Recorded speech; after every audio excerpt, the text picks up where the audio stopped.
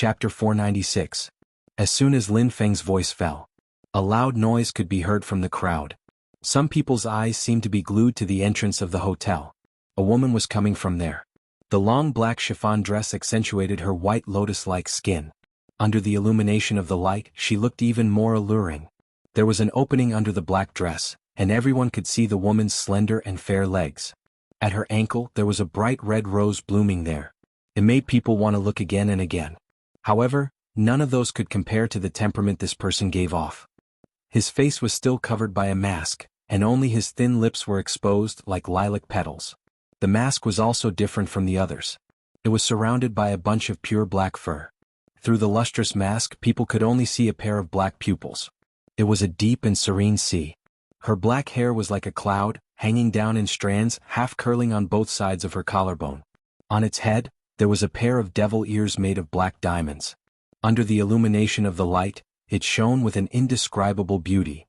Especially when she raised her eyes, that kind of indifference brought about the temptation was the most charming. Who is she impersonating? You don't know him? Not a bad feeling. It's not just not bad, it's simply too beautiful. I almost stopped breathing just now.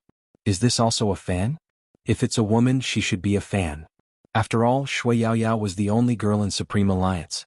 The person in front of him was obviously taller than Shui Yaoyao. The most important thing was his aura.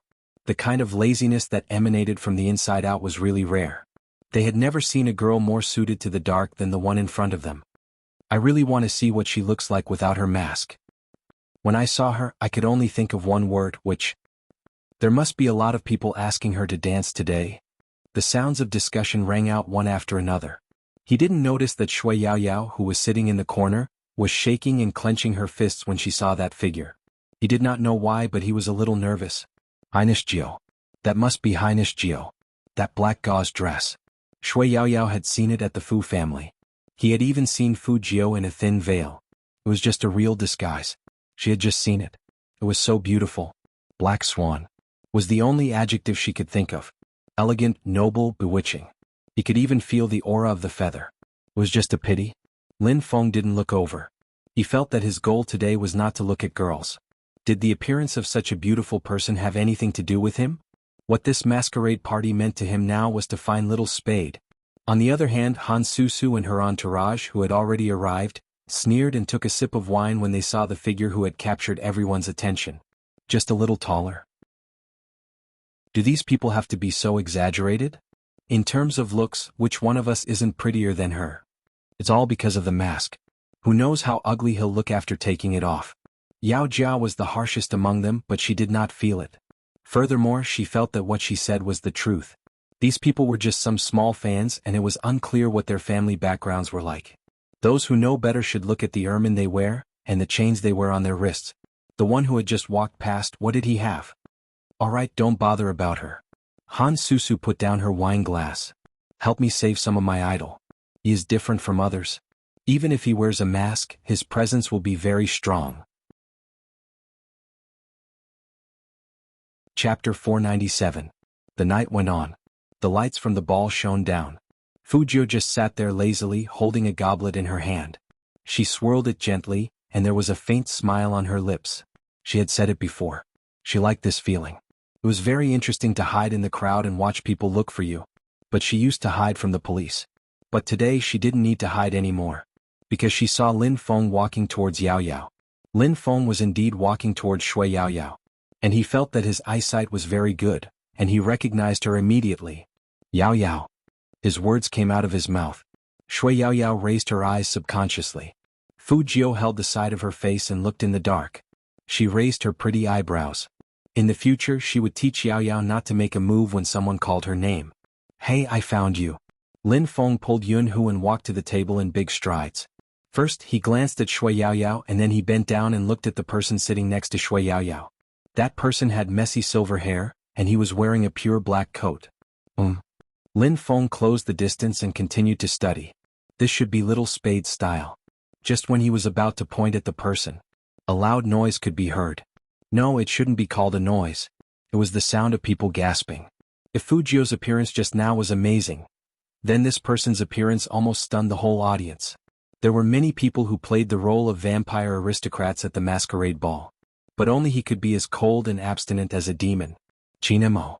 When people realized this name, not only the fans but even the girls who were trying to get tickets were also screaming. Fujio also looked towards the door. She saw the man standing there with his slender legs, looking casual and elegant. He was wearing a white shirt and a black cloak, and he was wearing a pair of boots. The gorgeous silver hair on the collar of the cloak instantly paled against his fair and handsome face. He was even wearing a pair of pure black gloves. The gloves seemed to have been custom-made for him. They wrapped around his slender fingers, making him look even more beautiful.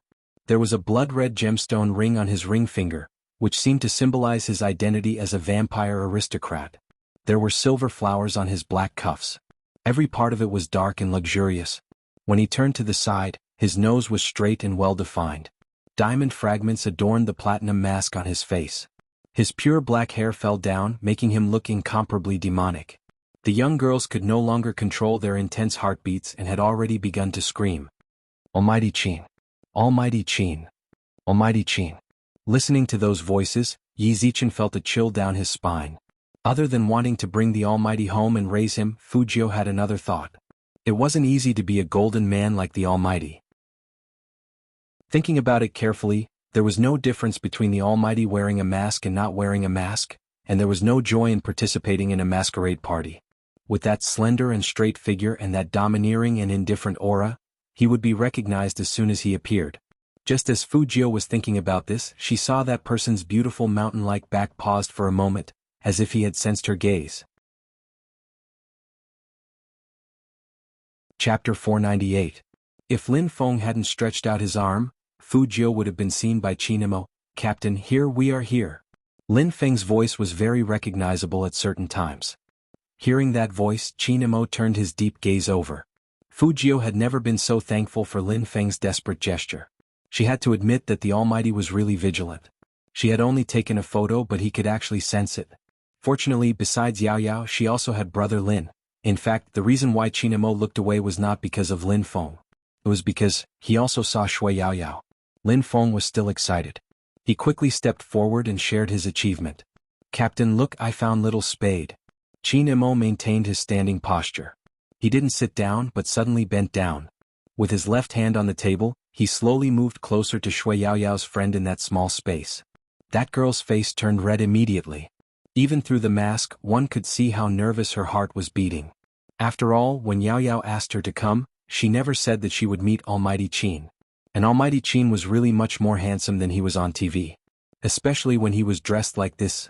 Unconsciously, that girl's eyes were filled with infatuation. She wanted this man to be closer to her, just a little bit closer. However, at this moment, Chinemo suddenly pulled back his hand, stood up straight again, and said in a very indifferent voice, "It's not that guy." Not Little Spade? Lin Feng didn't believe it. Impossible, Captain, look at this guy's silver hair and coat.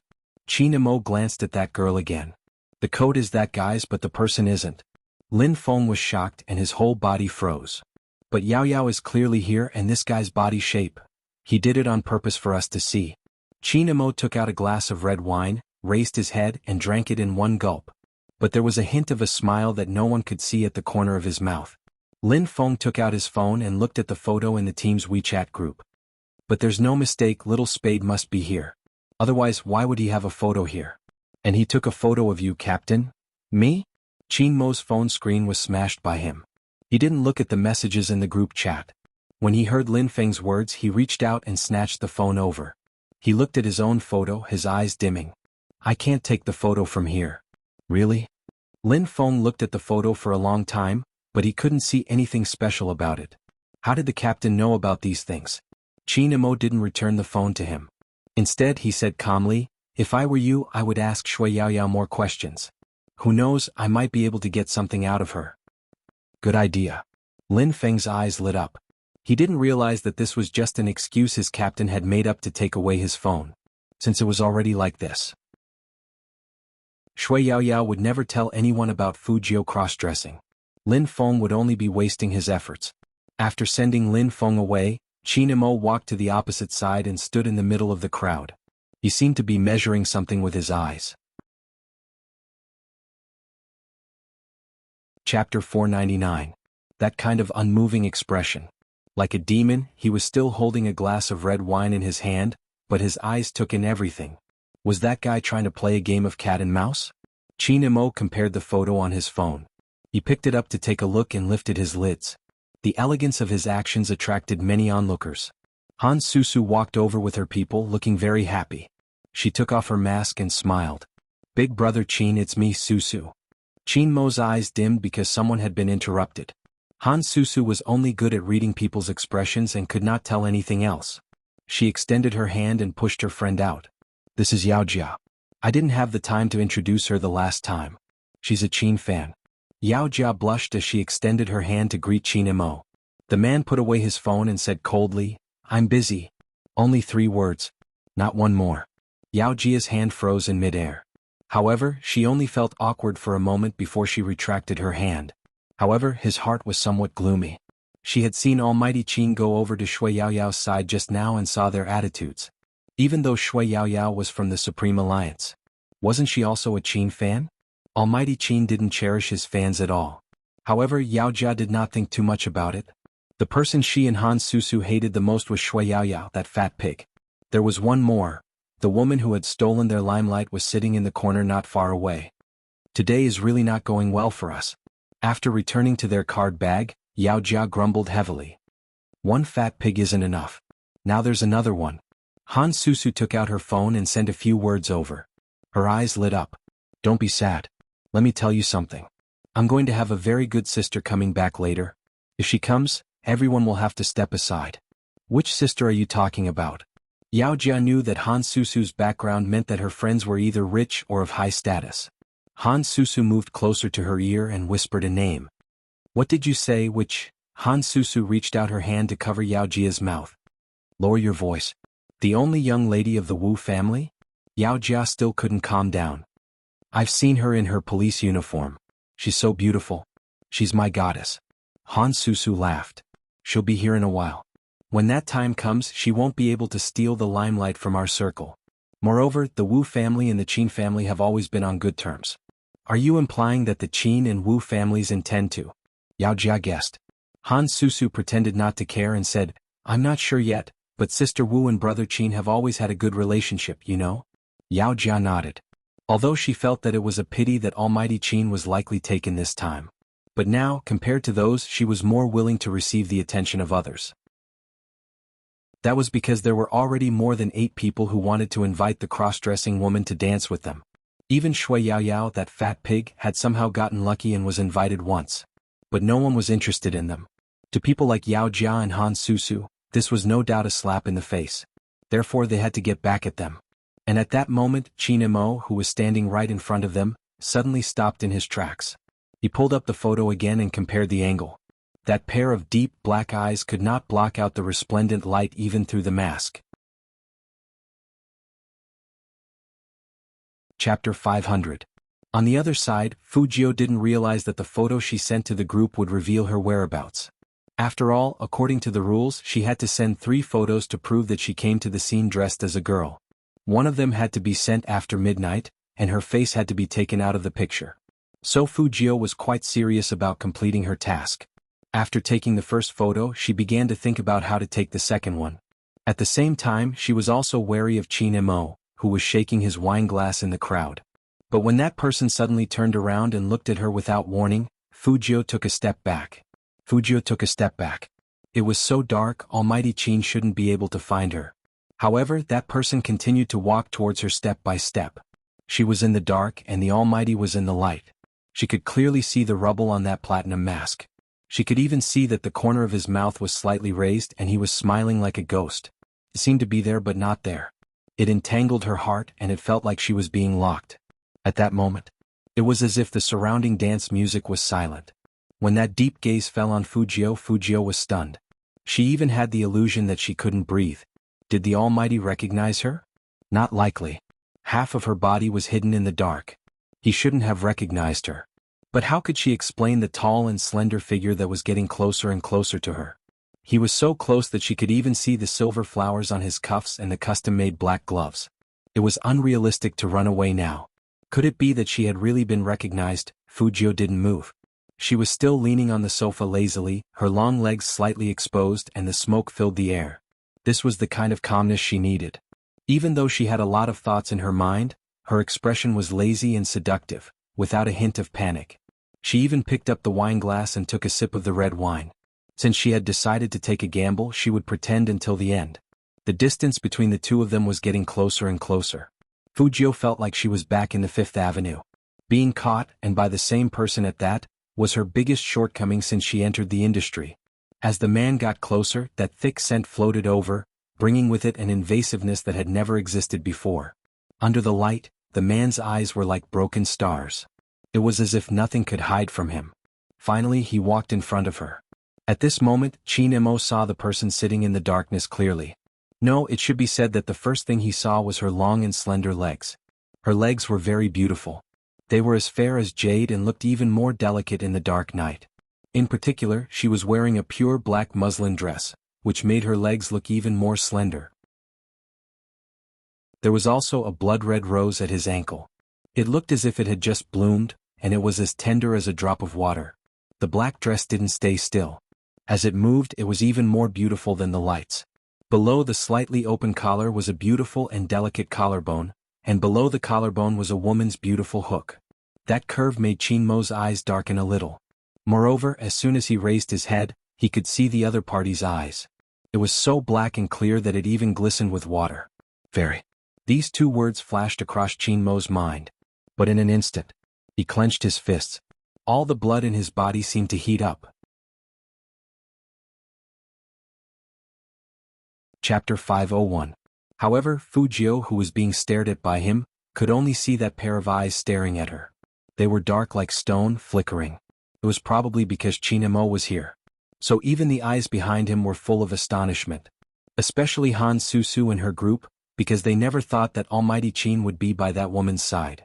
Shui Yaoyao looked at this scene and her heart was in her throat. She couldn't help but stand up. The two of them were very close to each other. But one was sitting and the other was standing. Did the Almighty recognize Highness Jiao? Shui Yaoyao was as anxious as an ant on a hot pan. Fujio just looked away as if she didn't know Chin-mo. She looked at the moment when the two of them brushed past each other. Shui Yaoyao held her breath. Every second passed extremely slowly, so slowly that even Fujio felt that it was not good to drag on any longer. Shui Yaoyao was afraid that Fujio would be recognized. While others were talking, she wished she could grow a pair of wings and fly over. Fortunately, Chin-mo didn't have any intention of stopping, and he didn't even turn his head. It was as if he walked over not because of anyone but simply because of this direction. Fujio was about to heave a sigh of relief after she moved away from that handsome and indifferent side profile. But she heard a familiar male voice behind her. Wait a minute. Fujio had no choice but to stop again. Shui Yaoyao's eyes began to shake. However, the man who caused the uneasiness of the others only slowly walked back. This time, Chin-mo stood directly in front of Fujio. After looking at her for a while, he suddenly bent down and looked into her eyes. At that moment, the handsome face under the mask suddenly enlarged, and the eyes that were as dark as the night seemed to be full of seduction. That kind of aura was very threatening. Even though there was a layer of cloth between them, the man's aura could still be felt. After the distance was shortened, the air pressure was lowered. That faint smell of tobacco lingered at the tip of her nose. This sudden close contact made Fujio instinctively take a step back, but she was still smiling. What's the matter? The calmer you are, the harder it is to be seen through. This is the basic principle of disguise. Chin-mo was still bent down with one hand in his pocket. He seemed to be smiling and he said politely and indifferently, "Sorry, I got the wrong person." After saying these words, Chin-mo straightened his back, as though he had really recognized the wrong person. With his back straight, he continued walking in the original direction without any reluctance. At this moment, Fujio finally relaxed. Seeing that Shui Yaoyao was looking in her direction, she gave her a reassuring smile. It was indeed too dangerous just now. Fortunately, she was experienced. However, he couldn't stay in this place forever. The Almighty's eyes were too sharp. She was sitting here dressed up like this and the Almighty could actually tell that she looked like him? It was time to challenge the battle plan and prepare for guerrilla warfare. They had to wait until midnight to take another photo. They had to leave immediately. It would be midnight in an hour and a half.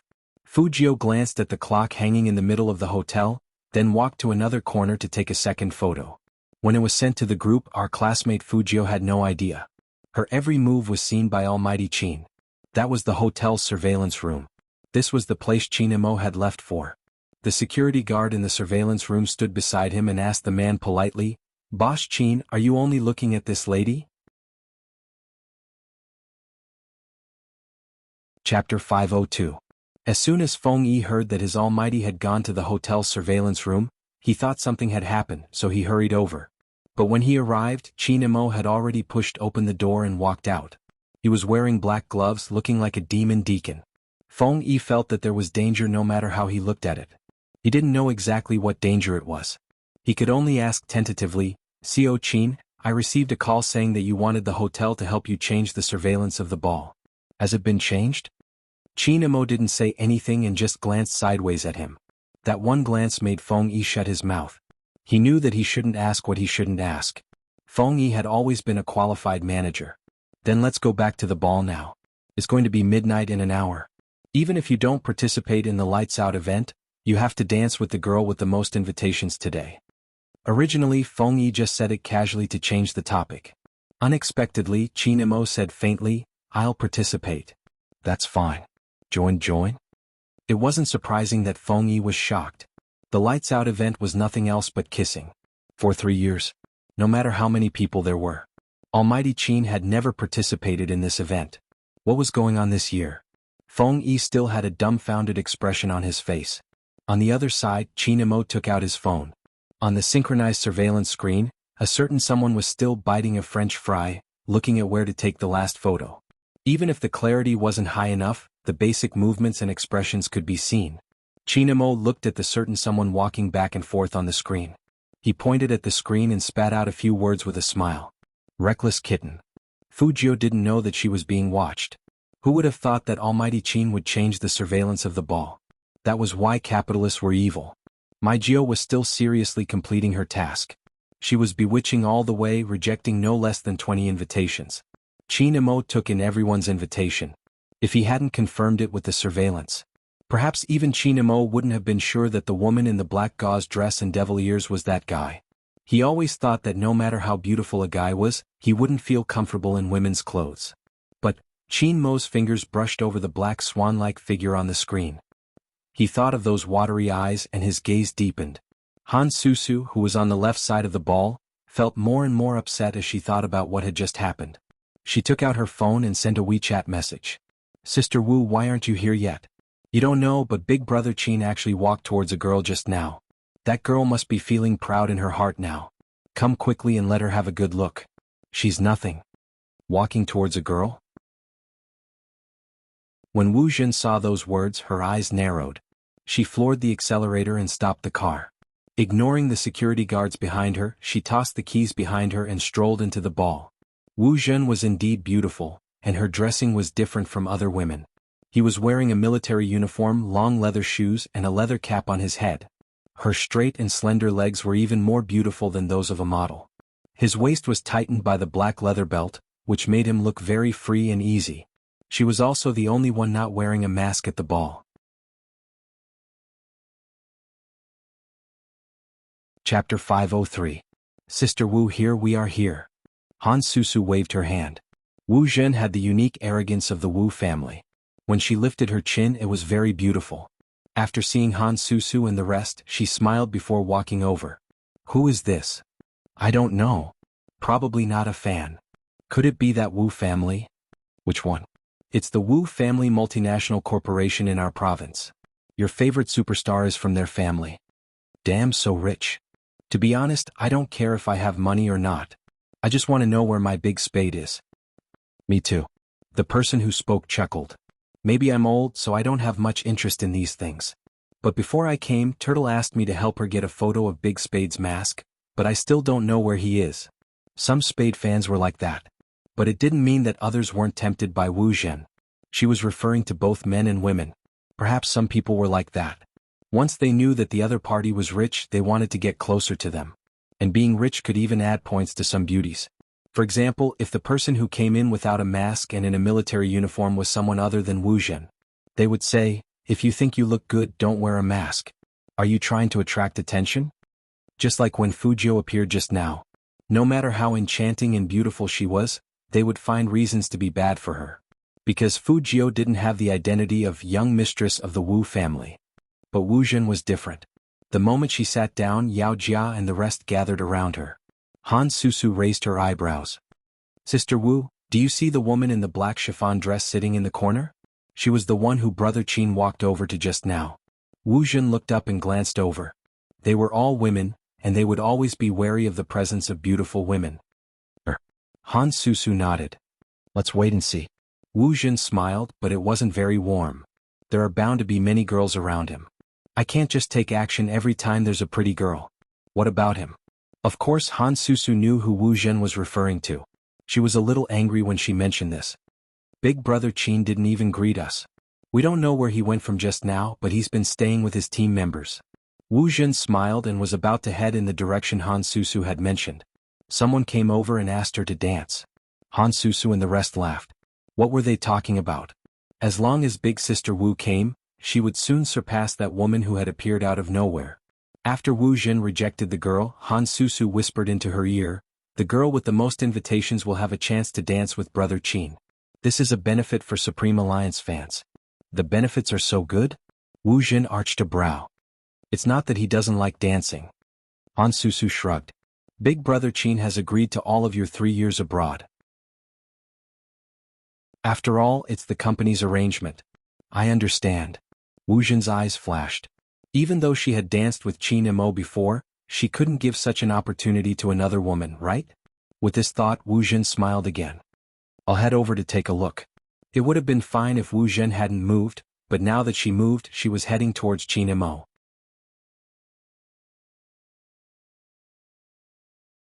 Chapter 504. Wu Jun smiled, sitting beside Qin Mo as though there was no one else around. Lin Feng was still searching for traces of Little Spade with his pair of eyes. They really didn't expect that someone would suddenly sit on their side, and the expressions on their faces froze. The sounds of discussion rang out beside his ears. Everyone was curious. Does Miss Wu know Almighty Qin? It looks very familiar. I have a feeling that I'm going to break up. What heartbreak. It's obvious that I can't compete with Miss Wu. If this isn't heartbreak, then what is? You're really? The fans were basically a little disappointed, but this did not affect them from wishing their idol well. If Almighty Qin really liked her, they would silently support her. The commotion here was huge. Fu Jiu, who was wearing a black muslin dress, only took a glance. After a quick glance, she continued to look for opportunities to take photos. However, he still had some ideas. After all, she had heard the Almighty talking on the phone. Last time in Tokyo, the beauty that the Almighty mentioned was the one today? Thinking of this, Fu Jiu felt like she was being a busybody again. She curled her lips into a smile and glanced at the clock hanging in the hall. The most important thing now was to take pictures and leave when it was time. He didn't feel safe staying here. Qin Mo saw all of her actions. Because of this, his eyes gradually turned cold. That guy didn't seem to care who was sitting next to him. It seemed that sometimes you cared about others, but others might not necessarily care about you. Wu Jun sat there, noticing that Qin Mo wasn't paying attention to her. She raised her eyebrows and glanced over, wanting to see what he was looking at. Qin Mo put his phone away before she did, his gaze indifferent. Wu Jun didn't mind his attitude. Instead, she smiled and said, I heard that the girl with the most invitations can dance with Brother Mo. If I win, don't reject me. Qin Mo tilted his head and took out a cigarette from the pack, lighting it up. I won't reject the company's arrangements. You said it. Wu Jun's smile deepened. Qin Mo's voice was faint, polite, and distant. We'll talk after you win. That's easy. Although I'm late, I have other ways. With that said, Wu Jun walked towards Fu Jiu. Hi. The first thing he did was greet them. It was this greeting that made Fu Jiu move her gaze away from the clock and look at the person in front of her. Up until now, everything Wu Jun had obtained had been earned through hard work. Ever since she got to know him, she knew what she needed. Moreover, Wu Jun had always felt that it was only a matter of time before they got together. Even when she went abroad to participate in some special training, it was also because of him. No woman in the world was more suitable for Qin Mo than her. She was the only one who had seen how that person looked when he solved the case, and it was completely different from now. Wu Jun knew very well what kind of girl that person admired. Therefore, she did things neatly and said whatever was on her mind. However, Wu Jun was the only daughter of the Wu family. She had never considered that her behavior was, after all, sudden.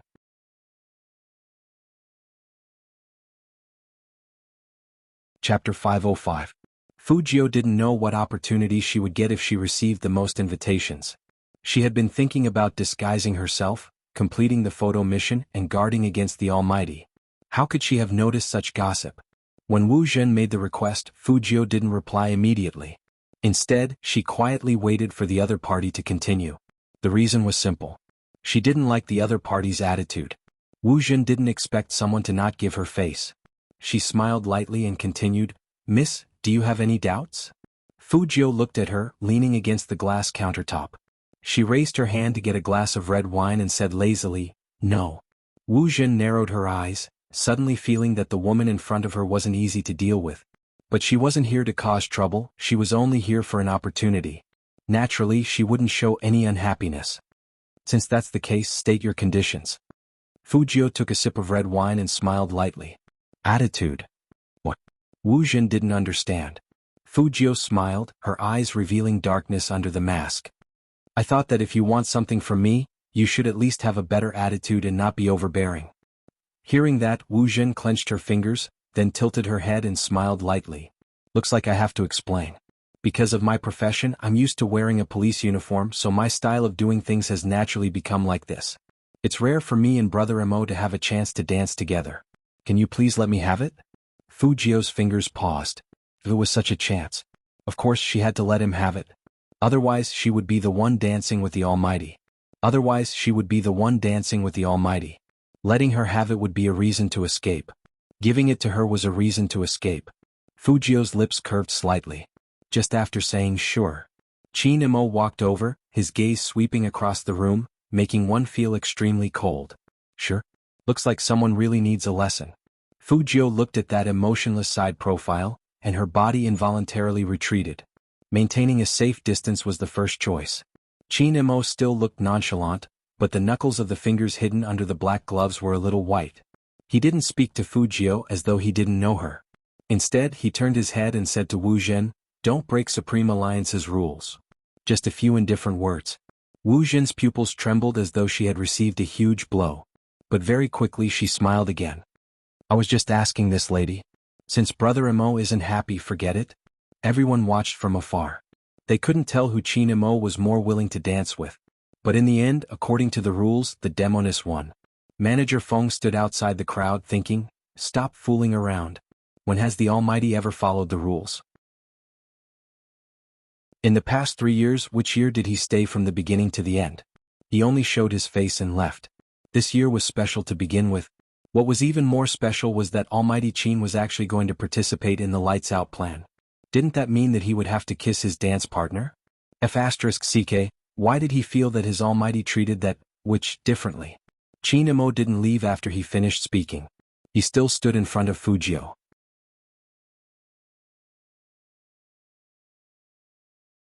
Chapter 506. Mr. Just as Fujio started to speak, the bell on the other side began to ring. Dang. Everyone knew what it meant. It was 15 minutes to midnight.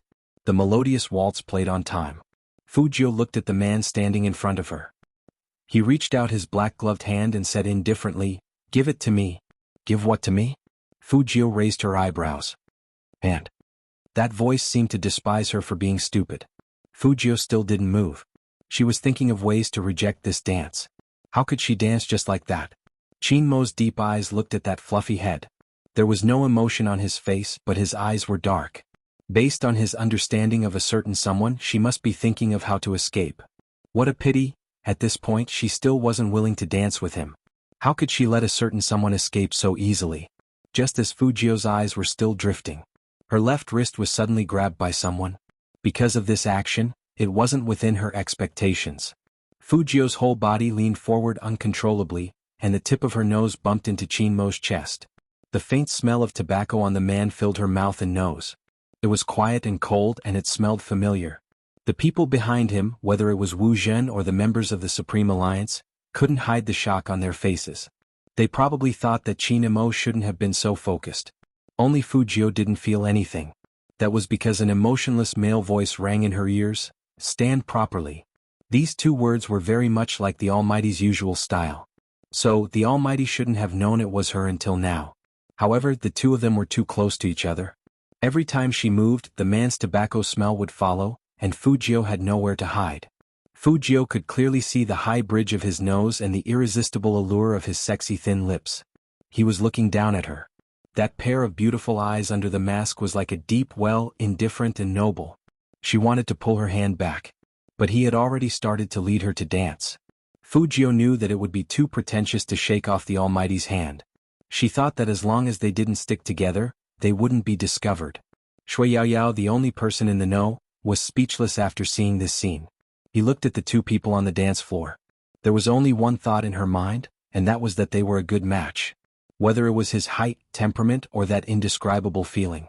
Because Almighty Qin was a person with an indifferent temperament and was full of nobility, it was destined that no matter who stood beside him, they would pale in comparison. But for someone like Hainish Jiao, he wouldn't. The fairy-like black swan danced in Almighty Qin's arms, but it didn't make people feel inferior. On the contrary, it made her even more bewitching and devilish. The two men looked like they came from the darkness. Even their outfits complemented each other. It was as if they had always been in this world. Gradually, Wu Jin's gaze darkened. The money in her hand was almost deformed from her grip. The surrounding scenery was constantly changing because of the dancing steps.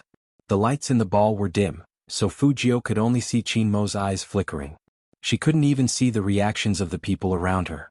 The number of people on the dance floor began to increase.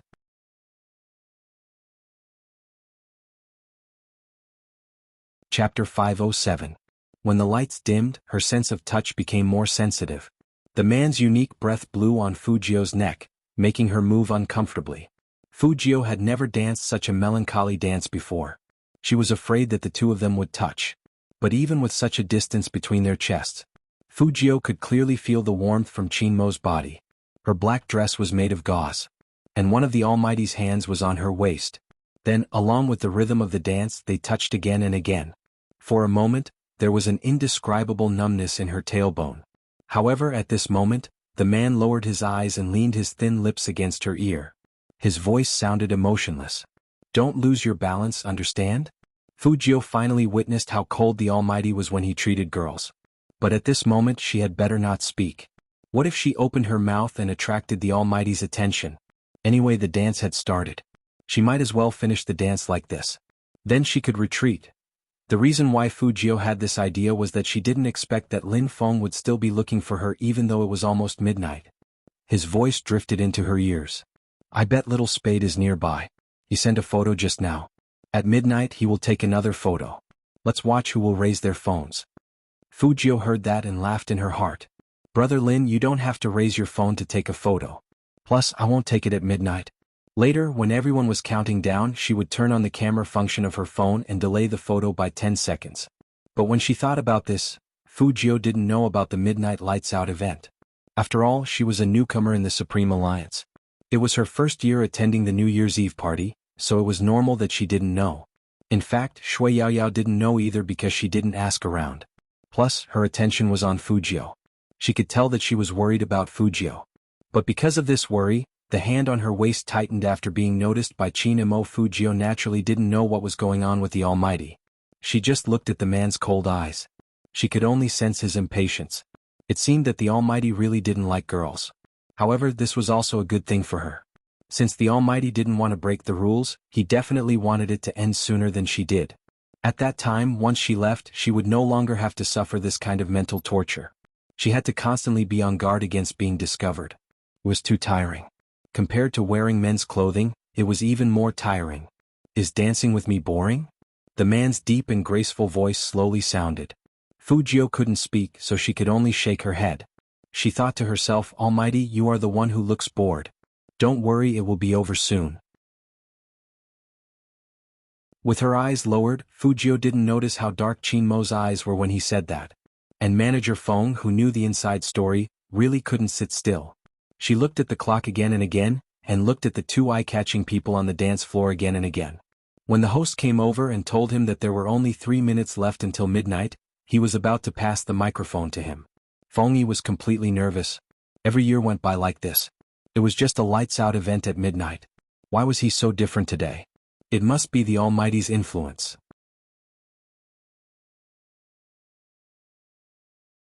Chapter 508. 2 minutes. 1.5 minutes. 1 minute. 30 seconds. When Feng Yi took the microphone from the MC, the music stopped. Everyone stopped dancing and looked in Feng Yi's direction. Their eyes were filled with excitement. There are 25 seconds until the new year. At midnight the lights will go out. Is everyone ready? Feng Yi had been in the industry for a long time. Even though he was in a complicated mood, his smile was still elegant, like a successful man. Ready? They answered in unison. Even Coco, who didn't dance, joined in the fun with a big white rabbit in his arms. He had already decided that if he didn't have anyone to kiss, he would kiss his rabbit. Lin Feng was the most miserable one. This year he finally didn't have to dress up as a girl and could invite someone to dance. But when he realized that it was midnight, he realized that he had been with little Spade the entire time. Yunhu was the only one left. Was he supposed to kiss Yunhu? Some fans noticed his side glance, and Yunhu lowered his head at the same time. In an instant, pink bubbles filled the air. Fu Jiao and Shui Yaoyao didn't know what was going on, but they exchanged glances through the crowd. Fu Jiao was glad that the Almighty let go of her waist, so she could free her hand to take the third photo with her phone. 10. Feng Yi held the microphone and started counting down with bright eyes. Soon people followed. 9. 8. 7. When Fu Jiao was at the Fifth Avenue, she had participated in a group New Year's celebration. That atmosphere was different from her own New Year's celebration. Everyone seemed to be very happy. When one person's happiness was shared with another, it would become two parts of happiness. When so many people were happy, it would spread a kind of excitement. So Fu Jiao didn't realize that there was something wrong. Until the countdown reached 4, Feng Yi suddenly said, "Everyone, don't kiss the wrong person." Kiss the wrong person? What did he mean? Fu Jiao sensed something and raised her eyebrows. Wu Jin's face turned pale instantly. She asked Han Susu in a low voice, "What did Feng Yi mean by don't kiss the wrong person?" At midnight, everyone has to kiss their dance partner. Han Susu studied Wu Jin's expression. This seems to be the Supreme Alliance's tradition. Kissing my dance partner? Wu Jin was annoyed. Why didn't you tell me something so important earlier? Sister Wu, don't worry. Big brother Qin never participates in this game. He'll be back when the countdown ends. It wasn't Han Susu's first time participating, so she knew the process very well. She wasn't the only one who thought this way. All of the team members had the same thought. Hence, no one paid attention to Qin Mo. Only Fu Jiao instinctively wanted to retreat after hearing the news. But it was still too late. She had just taken a step forward. The zero in Feng Yi's mouth dropped abruptly. Fu Jiao could only feel her wrist being pulled back. The lights were instantly extinguished, replaced by countless candles that mixed with the starlight and fell into the wooden window. The flickering candlelight was faintly discernible, swaying slowly in circles like a human pulse. Brother Mo, it's... Fu Jiao hadn't finished her eye.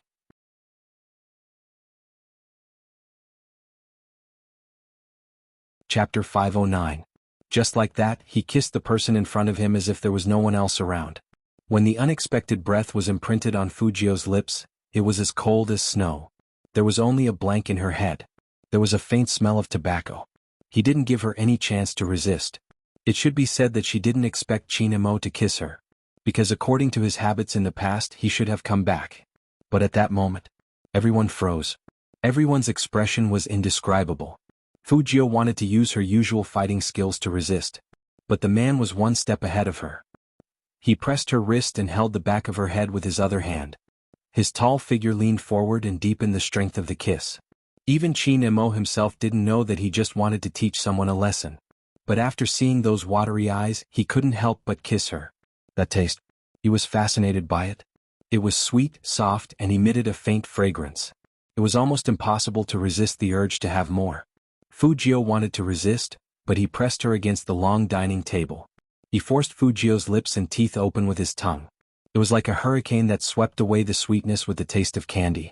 Men were naturally aggressive, not to mention men who were drunk. In some aspects, Fu Jiao was a novice. It was the first time she was kissed like this. Her heartbeat seemed to be disrupted and there was no order to it. Not to mention, the numbness from the friction between their skin was like a lightning bolt, piercing through her tailbone. The sky was dark. It seemed like Fu Jiao couldn't hear anything. Or like all the sounds were amplified. especially the screams around. It was almost deafening. But the clearest sound was the man's heartbeat. It was deep and powerful, as if it could pull away all the noise. Even Fujio herself didn't know how that kiss ended. But when she wanted to open her mouth and bite him, the man had let go of her and there was no light in his eyes. There was even an indescribable feeling. But that feeling only lasted for a moment. In the next second he became that unapproachable almighty Qin again. His aura was cold like a jade prince. Fujio didn't make herself look pathetic. Instead, those thin lips that were exposed outside the mask became even more irresistible after being kissed. Chinamo just looked at her. The two of them stared at each other. The scene was very beautiful. In an instant, the people went from screaming to an unprecedented silence. Lin Feng was so shocked that he couldn't close his mouth. The captain, he actually took the initiative to kiss a woman? Yunhu's eyes widened in shock as well. More importantly, he was wondering who the witch was. On the other side, Han Susu's eyes widened. None of them dared to look at Wu Zhen. Even from where they stood, they could feel the indignation emanating from Wu Zhen. That unwillingness seemed to have drained all the blood from Wu Zhen's face. She looked at the scene in disbelief, her fingers tightening bit by bit. Shui Yaoyao, the only one who knew, covered her mouth. Almighty Qin. Almighty Qin actually kissed Highness Jiao. Fujio narrowed her eyes, wiped her lips with the back of her hand, and decided to leave immediately.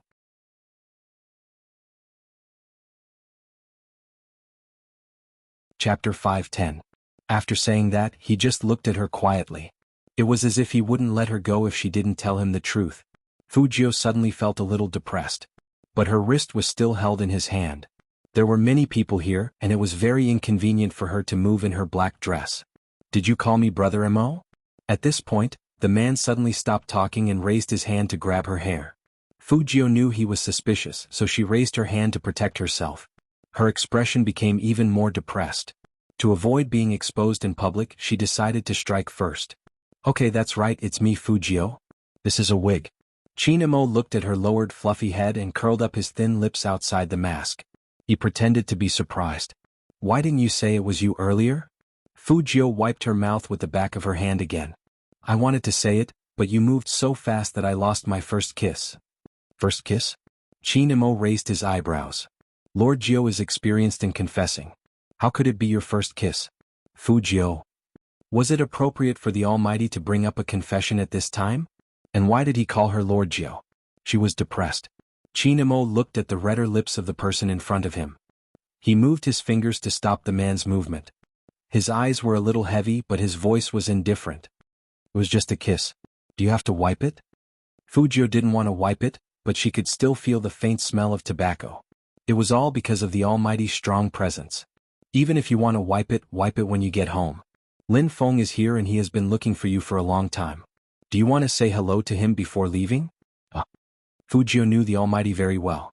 He wanted to negotiate with her. Brother Mo, help me. I'll cook porridge for you next time your stomach hurts. Fujio really didn't want Lin Feng to see her like this. If Lin Feng knew, everyone would know. The main thing was that she and the Almighty had just kissed, so they would definitely attack her. How could the Almighty be so nonchalant? Sure enough, she wasn't as thick-skinned as the Almighty. I don't lack porridge. Chinamo tangled his fingers in her hair and thought for a moment.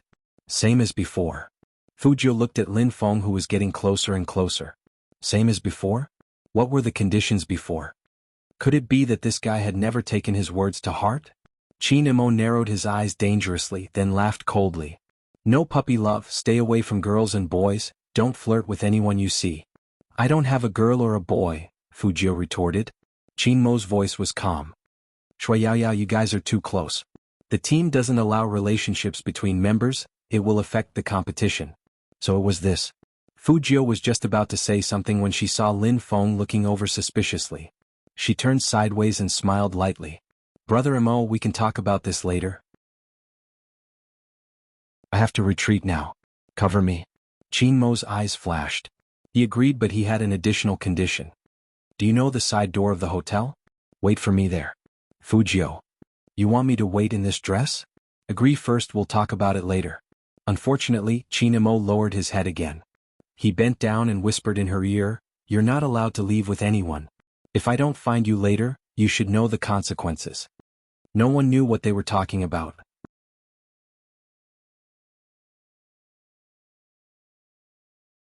Chapter 511. There was only one thought in Fujio's mind. The Almighty was indeed not easy to deal with. Fortunately, judging from his expression, he wouldn't think of her as a girl for the time being. Before Qin Mo blocked Lin Feng, he glanced at Fujio again.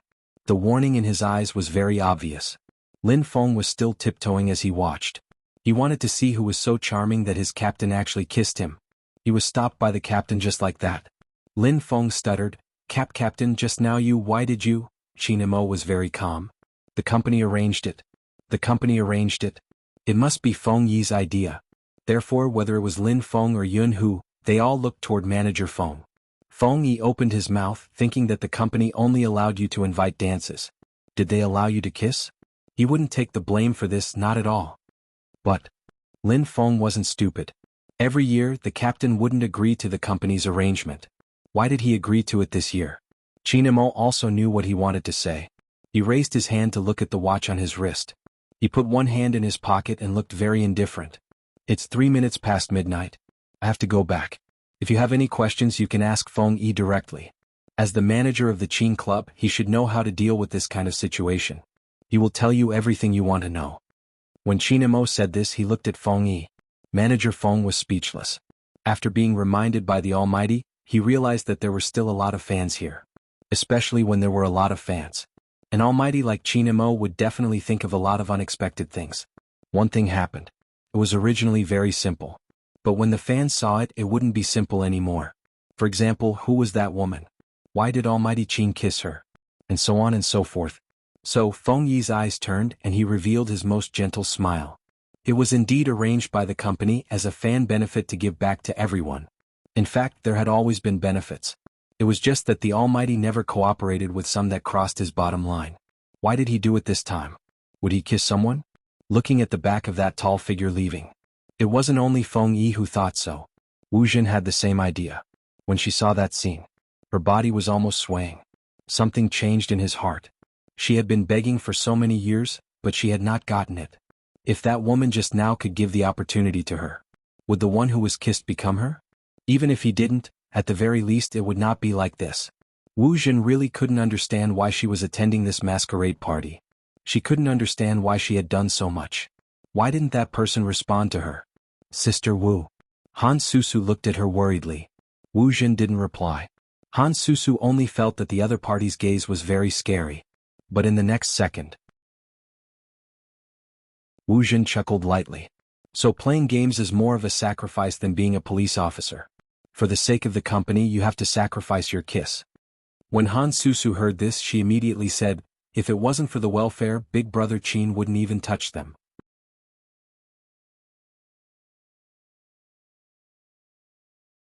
Chapter 512. Feng Yi didn't do everything well this time. Since it's a club, it's only through the fans' financial resources that Supreme Alliance can develop. Wu Jin thought that perhaps it was because of this reason that some people without the most basic upbringing were able to sneak in. Han Susu sneered. I don't know what you're thinking. Didn't you say spending money isn't important? What's more important is the support. When they say these words, Lin Feng stood beside the two of them. When he heard the last sentence, he glanced up, his expression indifferent. You really don't understand. In this world there are always things more important than money. You mean you don't love money? Han Susu wasn't a stranger to Lin Feng. Then why is the Lin family still in business? Lin Feng smiled like a cherry blossom. My career has never conflicted with my beliefs. I don't know why you don't understand that feeling. Nothing is more important than the people by your side when you thought you couldn't walk out of it. Because I've fallen before, I know better than anyone else. When everyone says Supreme Alliance might not be able to make it, those who are more worried about Supreme Alliance's results than me, those who use their meager but powerful strength to support us forward, those who come to watch us compete even if they have to eat instant noodles, those who spend all their pocket money just to buy a ticket, telling us that even if Supreme Alliance isn't as strong as before, they won't leave. Those who are more determined than us that Supreme Alliance will definitely win the National League. Shouldn't we invite them the most? Lin Feng's words caused the entire place to sink into silence. Yin Wuyao held the cigarette in his mouth, breaking into a smile. Yes, shouldn't they be the ones we should invite the most? He had never been so thankful that he was back. Except for the little captain. Everyone had their own bottom line and principles. This was Supreme Alliance. Han Susu was at a loss for words. Wu Jin's gaze was heavy. not because of anything else. Instead, some people were already looking over at them. Even though no one said anything. Someone immediately posted Lin Feng's words on the official Weibo account. There were only a few words in the title. I have never regretted being your fan. In fact, after Feng Yi saw that official Weibo post, his vague worries were dispelled. He couldn't guarantee that no one would take a video of Qin Mo kissing her. If it was filmed, that would definitely cause a stir on the internet. This was obviously disadvantageous to Supreme Alliance. Even if there was no video, as long as someone said so, the media would grab hold of the topic and keep expanding it. Now that Lin Feng had spoken the truth, all the dangers had been resolved. Nothing was more powerful than a true love powder. They were always silent. Be there when you need me most. Hence, Lin Feng's post was reposted many times that day. But there was one thing. Almighty Qin was really not right this time. Feng Yi was curious and worried. However, who was the woman kissed by Almighty Qin? Why couldn't he find out which fan she was? He was the one who personally sent out the invitations. Unless that person was...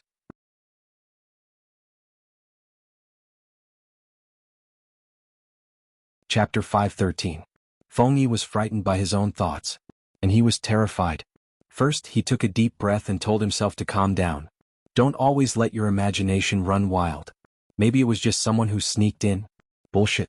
Feng Yi had hired a professional to investigate in order to avoid harassment from the media. That was why people without an invitation couldn't enter. But if it was a fan, he or she would have his or her online nickname and dress characteristics. He or she would have to submit the form first before being allowed to attend. But there was no record of that person. And this year the team member was going to dress as a girl. Little Spade. Feng Yi's fingers paused. Then he thought it wouldn't be strange if it was Little Spade. Almighty Qin had always been indulgent towards Little Spade. No, that wasn't right. What did he mean by it wouldn't be strange if it was Little Spade? They were two men. Feng Shang saw that his brother seemed to be a little dizzy and thought he had drunk too much, so he came over to help him. Brother, what's wrong with you? Feng Shang, listen to me, don't dress as a girl in the future, understand? Feng Yi's face was serious. Baby Feng was stunned and immediately said, I am a manly man, I won't dress as a girl. Your idol is more manly than you, but he still wore it. After wearing it, he was kissed by Almighty Qin. Wait a minute, when Almighty Qin said he was going back, he was simply helping Little Spade out of trouble, right? After thinking it through, everything seemed to be like a thread, inextricably linked together. Including why Almighty Qin appeared in the hotel's surveillance room, Feng Yi suddenly understood everything. He probably locked onto Little Spade and confirmed it. In other words, after watching the video and confirming who Little Spade was. That was why Almighty Qin agreed to participate in the Lights Out event at midnight this time? Feng Yi's eyes changed when he thought of this. It was fine if it was a CP. But, if Almighty Qin was really gay. Feng Yi could almost imagine the chaos that would ensue after others knew this secret. Not only Little Spade, but even Almighty Qin would be defeated by those who said they liked him. It wasn't because they did anything wrong. Even if Almighty Qin was the young master of the Qin group, he would be forced to give up the esports industry in the face of the storm of the internet. So today's matter. He couldn't say. Feng Yi finally understood why Almighty Qin reminded him before he left. As the manager of Supreme Alliance, he would keep this secret to himself forever, burying it in his heart. But Almighty Qin and Little Spade, what was going on between them? Were they really going to be together? I won't. This was Qin Mo's reply. No one knew that when he walked to the side door of the hotel, his emotions were churning in the depths of his eyes. He was straight, there was no doubt about it. Because he had no interest in having the same body as himself. However, he didn't understand why he couldn't control himself at that moment. In fact, she even wanted more. That was why he had the youth wait for him here. It was to confirm it again. Tell the guy to put his clothes back on. Let's confirm it again. Fujio was still wearing that black chiffon dress, but this time she was smoking. Since there was no one around, she decided to take off her mask as well. Holding the cigarette between her fingers, she lowered her head and smoked. In the midst of the smoke, her half-closed eyes were faintly discernible, as if her facial features had been kissed by God.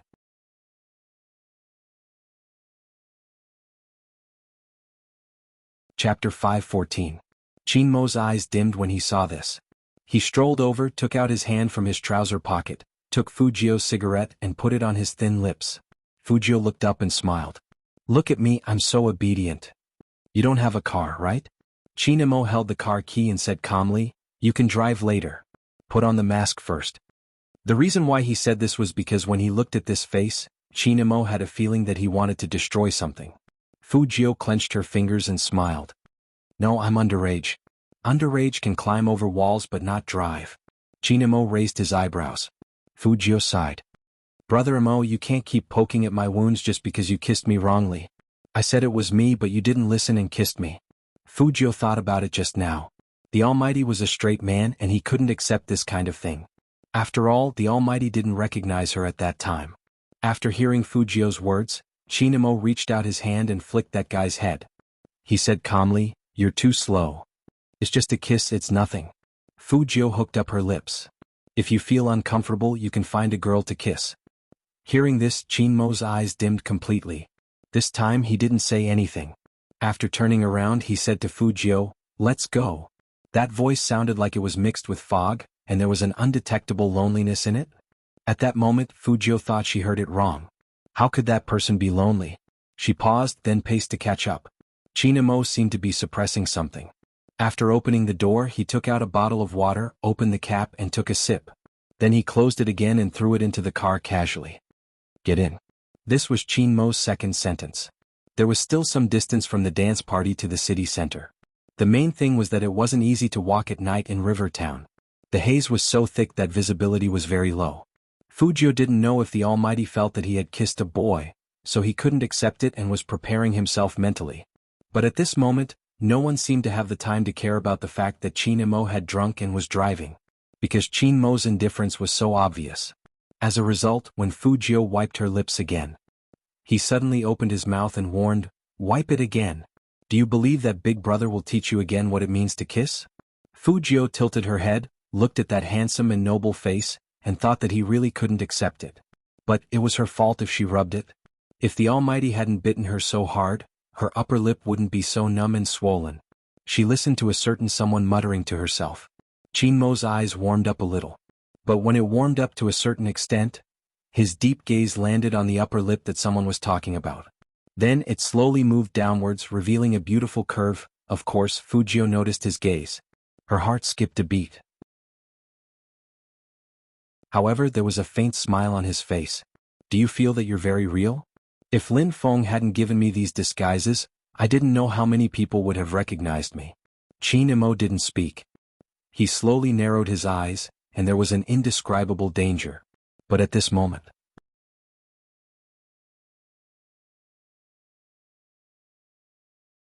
Chapter 5:15. Under his palms, the delicate softness could be felt even through a layer of cloth, with a faint fragrance of warm jade. Chinmo's body paused, his Adam's apple moved and he glanced to the side. But he couldn't control himself. Because of this softness, all the heat in his body rushed into one place. That feeling was crazy. But a certain guy was still smiling, evil and handsome. Touch it and see if it feels good.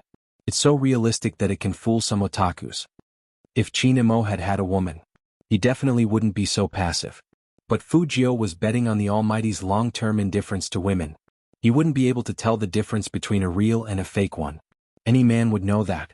What did Chinamo feel at that moment? He stopped the car by the side of the road, and when he glanced over, he saw that person raising her eyebrows at him with a light smile. Her thin lips were slightly red, and her eyes were watery. She was no different from a vixen walking in the night. Chinamo didn't think and pinched Fujio's chin. He lowered his face and his eyes deepened. "If you don't want to be pressed under me right now, be good." Fujio paused. Her fingers stopped Chinmo's movement. But the man's wrist was hard and strong. She felt like she was holding a piece of hot iron, hard and burning. Her heart skipped a beat. Chinamo looked at her expression and took his hand back. His voice was as calm as water. "Get out of the car if you do such a perverted thing again." "You didn't notice?" Fujio curled her lips. She knew when to stop. But this time the sacrifice was a little too big. Not only did she lose her first kiss, but she also had to take the initiative to let the Almighty F***ck her. Now, in the Almighty's mind, she was probably a person with no morals. So, it wasn't good to have too much dark history. For example, if she provoked the Almighty again, the Almighty would definitely throw her out of the window, a source of pollution. She had already driven out. The Almighty had already tolerated her to a certain extent. In the end, it was all because of that lights-out operation at midnight. A kiss that shouldn't have happened. When the Almighty saw her in the future, would he remember that he kissed a boy, and want to get even with her? Then she would lose all her advantages as a younger brother. Speaking of which, why did the Almighty care so much about that kiss? Could it be? Fujio looked up. Brother Mo, don't tell me that was also your first kiss. Even if he wasn't close to women, he should at least kiss a girl during puberty. After all, the Almighty looked like a man with endless peach blossoms. If he stood there, there would definitely be girls wanting to kiss him. For example, Christmas Eve or Valentine's Day. But the facts proved that the man's cold gaze confirmed Fujio's thoughts. No, Brother Mo, what did you do in school? Could it be that top students were destined to be different from slackers like them who only read books and never fell in love? The Almighty didn't seem like such an obedient person. Also, the last time she saw the Almighty fight with the second middle students, he looked like a boss. In addition, Fujio had visited number 1 middle school's Chieba before. There were still remnants of the Almighty's achievements when he was the school hunk of number 1 middle school. It was said that he was the boss of the area. Even the second high school would take a detour when they saw him. Did such a person really have a first kiss?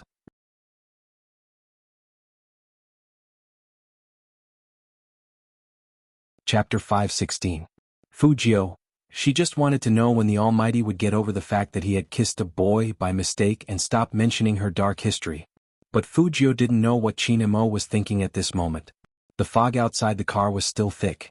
Chin-mo's hand that was turning the steering wheel still felt that soft, jade-like touch. He couldn't concentrate at all. He wanted to press that guy under his body, and he even wanted to do it. Chin-mo's fingers tightened, and the speed of the car was affected. Someone who was willing to let him do it with her couldn't be a girl. But he never thought that he would have such thoughts about a boy one day. He suddenly realized that his palm was addicted to that feeling. Warm and soft. It passed through the clothes to his hand like some kind of temptation. Chin-mo's Adam's apple moved imperceptibly. He parked the pure black Hummer on the side of the road. The Fu family's villa was just ahead. Change back into your clothes. These short words made Fujio pause again. Here. There's only you and me in the car, you can't see from the outside. As Chin-mo said this, he lowered his head and took out a cigarette. Then he tilted his head and lit it up. He leaned against the steering wheel and raised his eyebrows slightly. Fujio chuckled calmly. I didn't bring any clothes. Brother Mo, take them off and give them to me? There's a set of casual clothes I brought behind you. Chin-mo's voice was very calm. Fujio's fingers paused. No need to be so troublesome, it's just in front. Change back. Chin-mo took a drag of his cigarette, and his handsome face was vaguely visible under the flashing headlights. He chuckled again. You were just acting like a hooligan, what are you afraid of? Fujio didn't move. She just said lazily, I don't want to change. Then you can get out of the car whenever you want to change. Chin-mo held the cigarette between his fingers and extinguished it. He locked all the car doors and smoked casually, looking noble and abstinent. Fujio knew that the Almighty always did what he said. She really couldn't wear this with the Almighty all the time. It was a short time and it was at night. If it was in the daytime. Even if she acted like a hooligan just now, the Almighty wouldn't have all his doubts. Therefore he couldn't stay here any longer. The Almighty must have been angry at her because he had kissed the wrong boy just now. That was why he had asked her to change. However, even if he could do it in the car, he couldn't do it in the front seat. Taking advantage of the fact that there were no cars passing by and nothing could be seen in the car, she jumped into the back seat and put on a pair of long pants and a sweater. As long as she was fast enough, it should be fine. Fujio looked up. Chin-mo spoke up, his voice calm. Do you need to think for so long just to change your clothes? So he hadn't completely eliminated his suspicions about her? Fujio raised her eyebrows and unbuckled her seatbelt. Using her left hand as a support, she twisted her body, bent over, and jumped into the back seat handsomely. The interior of the Hummer was spacious, so Fujio didn't feel any pressure when she did these movements. Instead, she looked very cool. She picked up the garment bag and pulled out a pair of trousers, then a sweater. Under the complete darkness, the rustling of the cloth would seem especially loud. Fujio changed clothes 3 to 4 times faster than ordinary people. It was because she was good at pretending.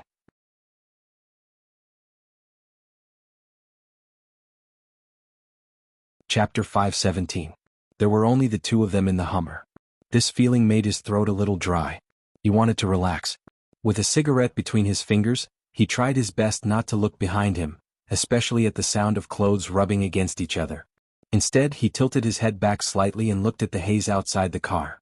For some reason, the scene of this guy cross-dressing at the ball appeared in front of his eyes again. White legs, beautiful collarbones, and a pair of watery eyes. Chinamo didn't want to think too much, so he simply looked back.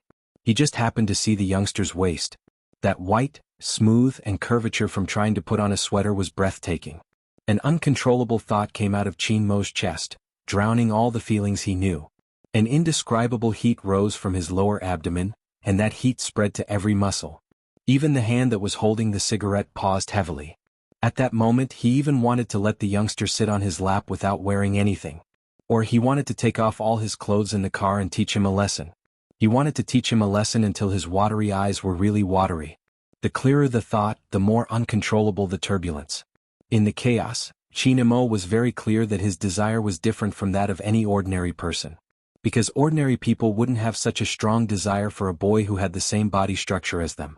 Chinamo closed his eyes heavily. When he opened them again, it was already quiet. When Fujio turned around, she found that the other party was staring at her. That kind of concentrated gaze made Fujio's heart tighten. She tried to control her breathing and curled up the corner of her mouth. Did the Almighty find out? That was the worst-case scenario. But even so, Fujio liked to bide her time. A Mercedes flashed by outside the Hummer, and the headlights shone in. The two of them stared at each other in silence. She didn't know how long it had been. Fujio heard that pleasant and indifferent male voice say, "I'll send you back." Okay. Fujio smiled slowly. That meant that he didn't find out. But it was impossible. She changed her clothes very quickly. Plus, the visibility in the car was very low. The Almighty didn't turn on the interior lights and there was a haze outside. Even if he did, he could only look at the back. At the end of the day, the Almighty wasn't in a good mood because he was unhappy that he kissed a boy. Fujio understood. After all, the Almighty was a straight man, so he must be very conflicted. It was one thing to respect everyone's sexual orientation, but if the Almighty was involved, he would definitely feel uncomfortable. What's more, that was the Almighty's first kiss. In the Almighty's heart, she was undoubtedly the culprit. Fujio felt that she had to explain this matter. "Brother Imo, when your female confidant asked me to dance with you, I really wanted to give her the chance to dance with you. Although she didn't like that person's attitude. But at that time all she wanted to do was hide from the Almighty." But Fujio didn't know that after her explanation, Chinmo's gaze turned colder. He unlocked the car on the right. "We've reached your house, get out." At this moment, Fujio also noticed Chinmo's unhappiness. Perhaps today was indeed not a suitable day for the two of them to chat. After Fujio went down, he sped up.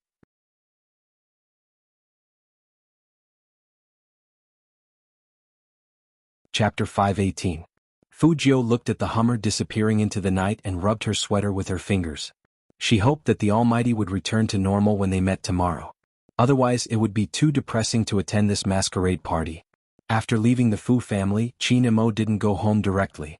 Instead, he stepped on the accelerator and sped all the way to a place he wasn't keen on before. Pure Color. A famous nightclub. The panoramic glass building was overflowing with color and was extremely luxurious. There were countless luxury cars slowly entering the city, especially on a day like today. However, no car could compare to a military Hummer with a red and white license plate. It smoothly stopped in front of the gate. When people saw the license plate, they were immediately shocked. One of the reception managers quickly called their boss Jiang. But boss Jiang seemed to be in a bad mood these days. This was especially true after his birthday. Could it be that boss Qin was here to drink with boss Jiang? The reception manager could only think so. Chinamo got out of the car with a pair of slender and strong legs. The other girls who got out of the car couldn't help but look in his direction. He was still wearing the clothes from the masquerade party. The lines of the devil's uniform outlined his perfect waistline. His chestnut black hair slightly covered his eyes, making it hard to see his expression. However, it was this abstinence and noble temperament that made people forget to go home. Gosh, who is he? He's so handsome. You don't even know him? That young Master Qin of Jianghu City. Why haven't I seen him before? Young Master Qin? Of course you haven't seen him before. He doesn't come often. Today is a feast for your eyes and luck with women. The girls looked at each other and smiled. Then they walked in. It was like this in the nightclub.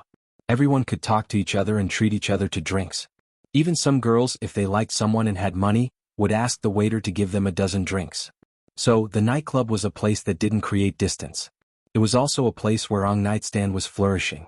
After all, they were all adults. They were very attracted to this kind of hormone attraction. But no one knew when it started, but there were many high school students in the nightclub.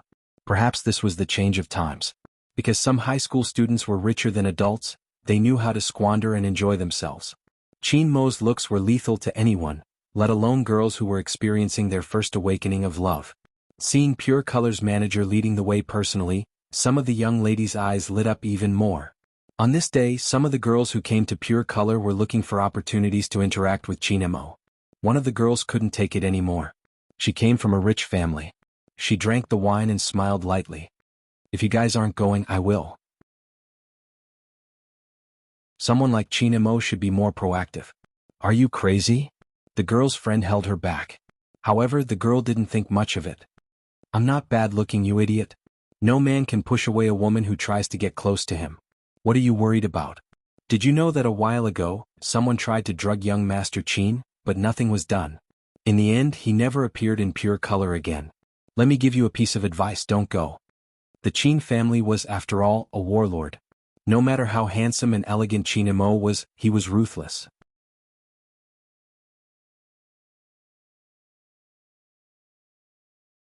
Chapter 519. The girl smiled, not taking it seriously. I'm not going to drug you, I'm just going to express my feelings. I'm still young and have some fun, understand? Maybe I'll sleep with you. Seeing that he couldn't stop her, the friend kept quiet. Some things didn't make sense because of their different views. That girl was indeed beautiful and looked very pure. She should not be old. Sometimes men like this type of girl. This gave the girl a high level of confidence. Her face was still flushed. She stood in front of Qin Mo and smiled. The way she squinted her eyes made her look like a cat. Qin Mo looked at her, his gaze a little dazed. Seeing this, the girl grabbed Qin Mo's collar, probably wanting to kiss him. After all, from young Master Qin's gaze, it was obvious that he wanted something. What she didn't expect was that the other party didn't even give her a chance to get close to him. He directly took a step back. The girl paused for a moment, and a layer of tears appeared in her eyes. Qin Mo didn't have any intention of stopping. He said to the person beside him, "Get rid of her." Yes. The manager in charge of reception was really helpless. These people knew young Master Qin didn't like it. Why did they do it? The girl felt wronged. She didn't do anything. She rushed over and hugged Qin Mo's waist. "Young Master Qin, I was wrong. Give me a chance. I just like you." The same softness pressed against his back. But he didn't feel any impulse. There was even an indescribable sense of disgust. This time, Qin Mo didn't maintain his most basic etiquette, his eyes turning cold as he said two words, "Scram." "Young Master Qin." The girl's beautiful eyes were filled with tears. She didn't believe that a man could be so cold-blooded. But Qin Mo was just that cold-blooded. Even when he glanced at the reception manager, his gaze was cold. The manager knew he had been careless and hurriedly asked the bodyguards to throw him out. So when Jianghu appeared, the first sentence he said was to tease Qin Mo.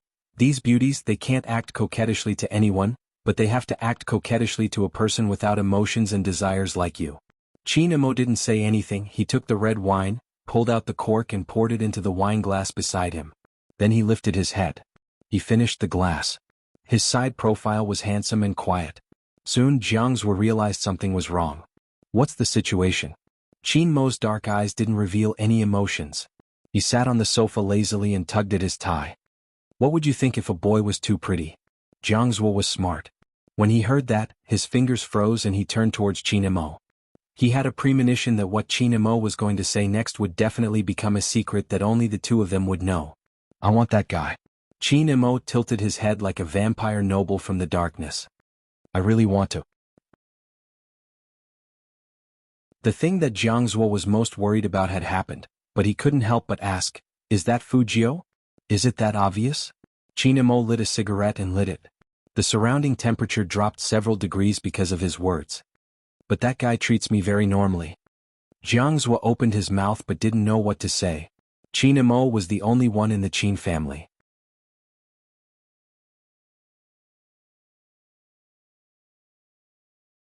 Chapter 520. It's different now. Qin Mo exhaled a puff of smoke. Through the clear smoke, Jianghu couldn't understand why he felt a hint of sadness in Qin Mo's eyes. Jianghu took another sip and thought for a moment. It might be an illusion.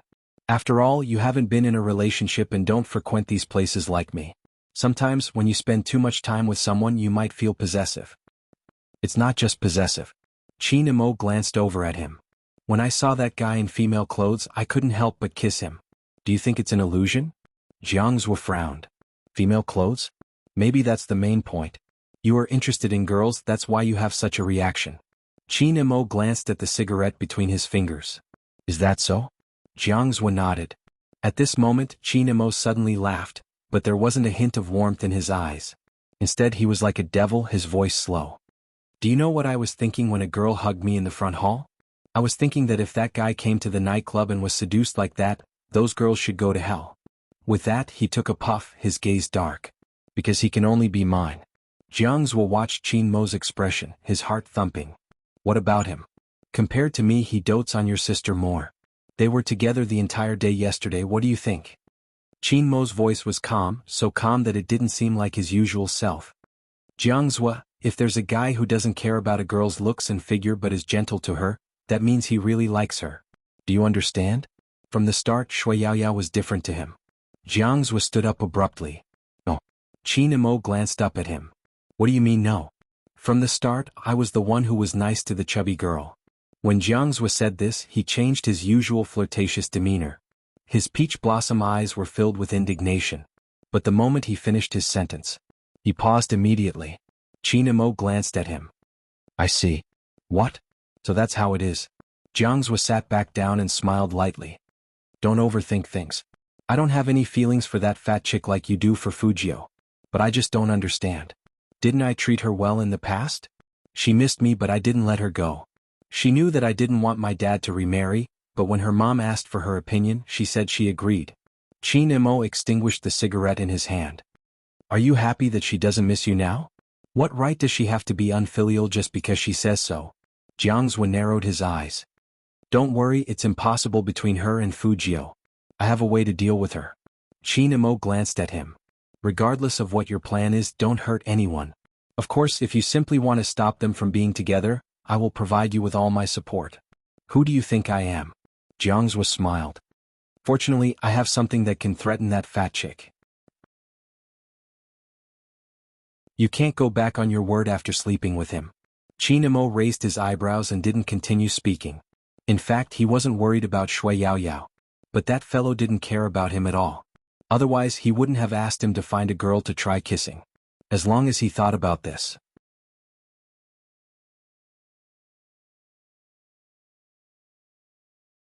Chapter 521. A masquerade party changed a lot of things. However, some people didn't notice the change. They didn't even know if it was good or bad. Just like when Qin Imo left, Jianghu said, think about it. Maybe if you don't contact each other for 2 days, everything will be normal. Your circle isn't suitable for this kind of relationship. If you are just the heir of the Qin group, you can ignore everything and no one will pay attention to you. But you still have to compete, right? Qin Imo stood up and put out the cigarette. Help me get a room, I'll sleep here tonight. Jianghu was shocked. Was he going to break the record of not sleeping outside for many years? Do you need me to send a girl, or a boy to you? Jianghu suggested. Maybe it would be better if they moved. Qin Imo only said one word, dirty. It seemed like young Master Qin's misophobia still existed. He was relieved. And it was obvious that Qin Imo didn't have any special feelings for a boy. Which meant he hadn't turned gay. It was all because of too much contact. At this point, Jianghu could only comfort himself and hope that things could change. Some people were destined to have insomnia tonight. Besides Jianghu, there was another person who knew the secret, Feng Yi. After Qin Imo left, Feng Yi indirectly reminded everyone that everything that happened today was the company's reward for everyone. He hoped that everyone wouldn't share it and just treat it as tonight's secret. But the truth was, leaks were inevitable. Fortunately, someone only said, Almighty Qin kissed the mysterious witch on Tieba. No specific photos were posted. So it didn't cause much of a stir. But as a manager he had to pay attention to such things. And after Feng Yi found out that the person who was kissed was Fujio, he had to stop this news. In the online circle he knew very well that water could carry a boat or overturn it. These people were people who only wanted to play well in the competition. They couldn't be hindered by other factors. Even if those factors included the crazy love in the past, and then the incomprehensible fans turning into haters. Maybe it was time to establish a fan club for Spade Z. After daybreak he would ask Little Spade's opinion. Some things were fine as long as he knew it in his heart. There was no need to point it out. He hoped that the cross-dressing incident would be completely over. Because once someone dug it out, the consequences would be unthinkable. The night outside grew even darker. After taking a shower, Fujio took off her wig and returned to that lazy, dark and beautiful young man. She stuffed one hand into her trouser pocket and wiped her silver-gray hair with the other. She glanced sideways at the sweater and trousers on the wooden chair. I'll send it to the Almighty tomorrow. This kiss misunderstanding must be cleared up. I hope the Almighty's mom is here. Let's play hero together and liven up the atmosphere. At this thought, Fujio raised her eyes. In the mirror, her thin lips were still red, and they looked like they had been bitten. Today was indeed a dangerous day. If it wasn't for the kiss, the Almighty must have discovered her secret long ago. In fact, there was no collagen tool. Fujio reached out and touched her own softness. Her eyes were deep. Indeed, he should hurry up. The longer he stayed in this place, the more dangerous it would be. Thinking of this, Fujio opened her laptop and did her daily routine, which was to reconstruct the IP database. However, on this day, there was an email in her mailbox.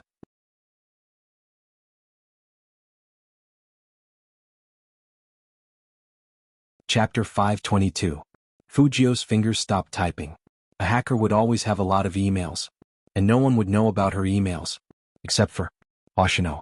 Fujio was now sure that the figure she saw at the regional competition was not only familiar, but it was very likely to be him. She changed her IP address, and the email changed accordingly. Another email. Fujio's eyes flickered and she logged in with her IP address. Only then did she realize that a third of the emails had such an email. A third of the emails, nearly 1,000. 1,000? Fujio sat in front of the computer and closed her eyes. When she opened them again, it wasn't time yet. She had to wait for the national competition to end. Fujio looked up at the calendar hanging on the wall. There was still half a month. There was still half a month's time before everything here would end. But everything wouldn't be so peaceful. The night grew darker. Wu Jun lay on the bed, tossing and turning, unable to fall asleep. Every time she closed her eyes, the image of Qin Mo kissing someone appeared in her mind. Who was that woman? Others didn't understand Qin Mo, but that didn't mean she didn't. She had liked him for so many years. She seemed to be watching his every move. When did that person care about the company's rules? The more she thought about it, the more Wu Jun felt that something was wrong. Moreover, the feeling of not getting what she wanted made her attribute it to the person who was kissed. Maybe she should investigate the other party's background. Wu Jun narrowed her eyes, sat up, and dialed her colleague's number. Hello, are you in charge of the security of the hotel in the suburbs of Nanjing district? No, nothing. I attended a party today and I feel that the security there isn't good, so I want to check the surveillance there. Okay, sure, I'll go with you tomorrow. Wu Jun was a police officer. It was indeed convenient for her to work in this industry. The next day, she changed into a police uniform and went to the hotel where the masquerade party was held with her colleague. At the end of the year, it was normal for the police to check on such things. Therefore, neither the hotel nor Wu Jun's colleague felt that there was anything wrong with Wu Jun's actions. The hotel was very cooperative. Once the manager heard that there was a security issue, he brought them to the surveillance room. However, the security guard in charge of this area was still puzzled. Why were there so many people who wanted to watch yesterday's footage? However, people were born with an instinct to seek advantages and avoid disadvantages. Generally, when they saw a policeman in uniform, they would not mention some small things. Hence, they didn't take the initiative to say that young Master Qin had seen the surveillance footage. Wu Jun wouldn't know either. However, there was one thing that was particularly strange. When they went back to take a look, the surveillance footage from yesterday had all disappeared. What? It's not out yet? Wu Jun asked from the side. The two security guards looked at each other and said cautiously, "The surveillance seems to be broken." Spoiled? Wu Jun frowned. How could the surveillance device be spoiled?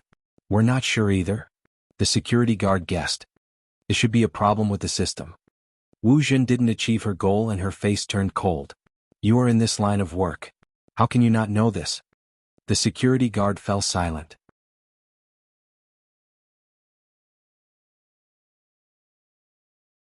Chapter 523. Wu Jun shook her head. Of course, she wouldn't tell him why she was checking the hotel's surveillance cameras.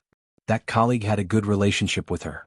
Even if she sensed that Wu Zhen was acting weird today, she didn't say anything. After all, compared to them, Wu Zhen's performance was much better. It was rumored that she would be promoted soon. It's true that things haven't been peaceful recently.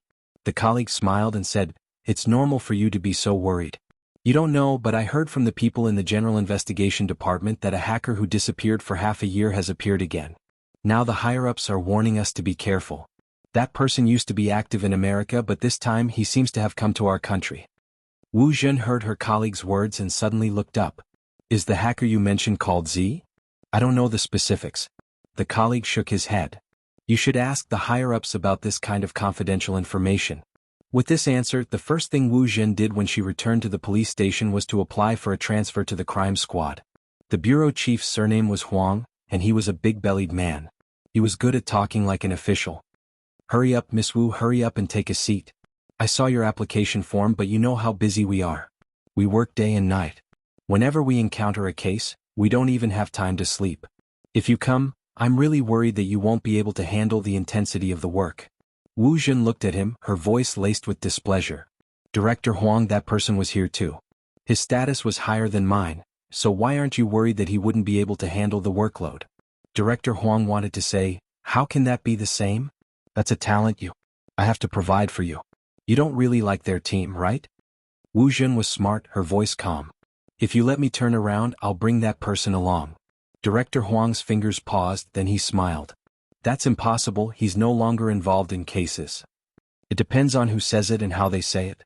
Wu Zhen is very confident about this. Director Huang wasn't one to make promises. Even though he was plump, his eyes were bright. "Since that's the case, little Wu, invite China's best criminal psychologist back. Once he's back, the crime squad will host a welcome party for the both of you." "There's no need for a welcome party. It's not like Director Huang doesn't know his personality." Wu Zhen smiled. "There's just one thing." Director Huang arched a brow. "Speak." "I heard some news that some places have suffered from cyber attacks recently. Could it be the Z that he wanted to catch back then?" The Wu family was a businessman, and Wu Zhen knew how to exchange goods for goods. The smile on Director Huang's face disappeared. "Who told you about this?" "Director Huang, you don't need to know how I know, just tell me if it's true or not." Director Huang placed his teacup down, placing his hands on his chest. "That's right, based on his modus operandi, we suspect him to be the culprit." "Modus operandi?" Wu Zhen arched a brow. "I mean, how did you lock onto him?" Director Huang remained silent. Wu Zhen smiled. "Let that person come back. There has to be a case that he's interested in." "A message left behind after the cyber attack," Yi Zichen said. Director Huang pondered for a moment before pulling the drawer open. He took out a photo and passed it to Wu Zhen. Wu Zhen took the photo and saw the words, "I'm back."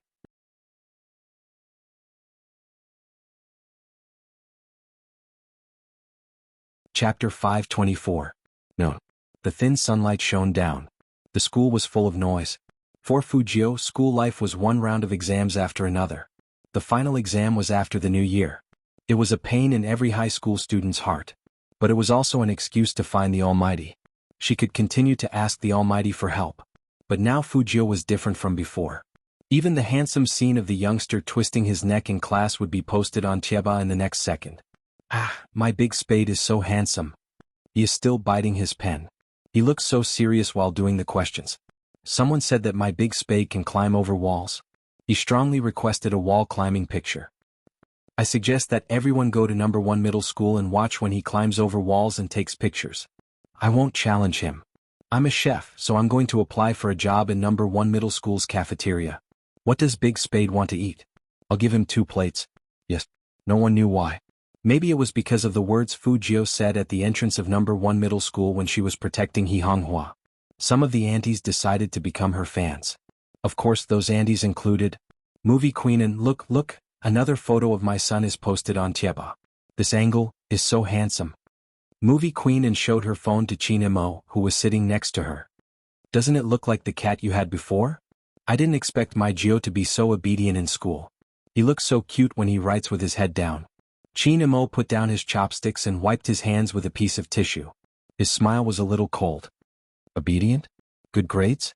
That guy's physics grades are terrible. His mother may never know." "Yes, obedient, handsome and cute." Movie queen, and looked at the photo and then at her son's handsome but cold side profile. My dream is to have a son like this, and I've been trying to guide you in this direction. Who knew? But it didn't matter. It was the same with Jiao now. He was too fair. Secretary Liang heard this and started to look up at the sky, pretending to be busy. Qin Mo was about to say something when his phone rang in his pocket. It was a WeChat message. Brother Mo, is it convenient for me to go to your house for revision? Qin Mo looked at the screen, recalling Jianghu's words. He placed his phone back into his pocket. Ever since that, Secretary Liang noticed that his CEO was a little absent-minded. His absent-mindedness lasted until the group meeting an hour later. He stood behind Qin Mo and watched as his CEO picked up and put down his phone for the 7th time before picking it up again. His slender fingers slid across the screen as he replied, yes. When Fu Jiao received the Almighty's WeChat message, she was standing in front of the school supermarket with a lollipop in her mouth. One hand was in her pocket and the other was typing. Her silver hair was down, and only the side of her face could be seen. Have you heard? What? That person from Class A was called into Teacher Hao's office again. Her grades have been dropping a lot recently, so it's normal for Mr. Hao to call her. Why do I feel that something is strange?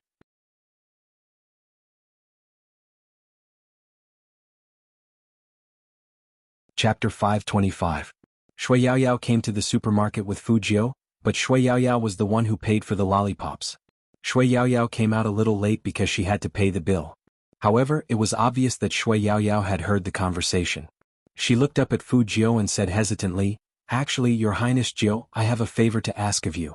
Say it. Fu Jiao took out the lollipop and threw it into the bin. It didn't taste right. Shui Yaoyao glanced up. I know the student from Class A they were talking about. I used to be in Class A too. She's always been under a lot of pressure in school. Her family is different from ours. Her mother cares about her grades a lot, but lately I keep feeling like something happened to her. She told me that she's afraid to come to school. Fu Jiao raised her eyebrows and her eyes flashed. Go on. Shui Yaoyao nodded. That teacher likes to talk to her and doesn't give her any face. But even so, I don't think she'd want to commit suicide. Fu Jiao suddenly stopped. Suicide? Suicide is a bit too much. I mean, she seems to have some psychological problems recently. She always sends me WeChat messages late at night, saying that she doesn't want to live anymore.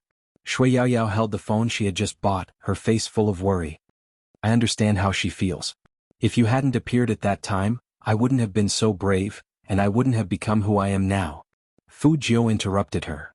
Yaoyao, you have to believe that people are what they are. Your essence is there. Even without me, you would have become who you are through other means. But your friend is a little strange. Can you show me your chat history? Yeah. Shui Yaoyao immediately swiped her phone open. Some things are her privacy, but these aren't. Fu Jiao's eyes darkened as she read the conversation on the screen. Shui Yaoyao smiled bitterly. She used to tell me everything, but now she feels like I betrayed her and I don't even care about her. I could understand how she felt. She was alone and not fated to help. Some people, after experiencing something, even if he had a lot of friends around him, will also be in the most need of a hug when all has been defeated. It seemed like there were some things that no one could understand no matter how he explained them. Thus, he decided not to say anything. More and more so. It became more and more silent. The more he fell silent, the more despair he felt. He couldn't see where his exit was. When Fu Jiao saw those words, she turned her head and said in a faint voice, Yaoyao, do you know? What? Shui Yaoyao looked at him in confusion. Fu Jiao looked at her. Only those who are born in the dark can understand the thoughts of those who live in the dark. Yaoyao didn't understand. But at that moment, she felt that there was something different about the youth in front of her. But what exactly was the difference? She couldn't say it. After the lunch break, Fu Jiao didn't return to the classroom. No one knew where she had gone. At the end of the long corridor were individual offices for each teacher. The young man walked forward slowly with his hands in his pockets. He didn't seem to be worried about being captured by the surveillance cameras. The office door was not closed. He could faintly hear the sounds coming from inside.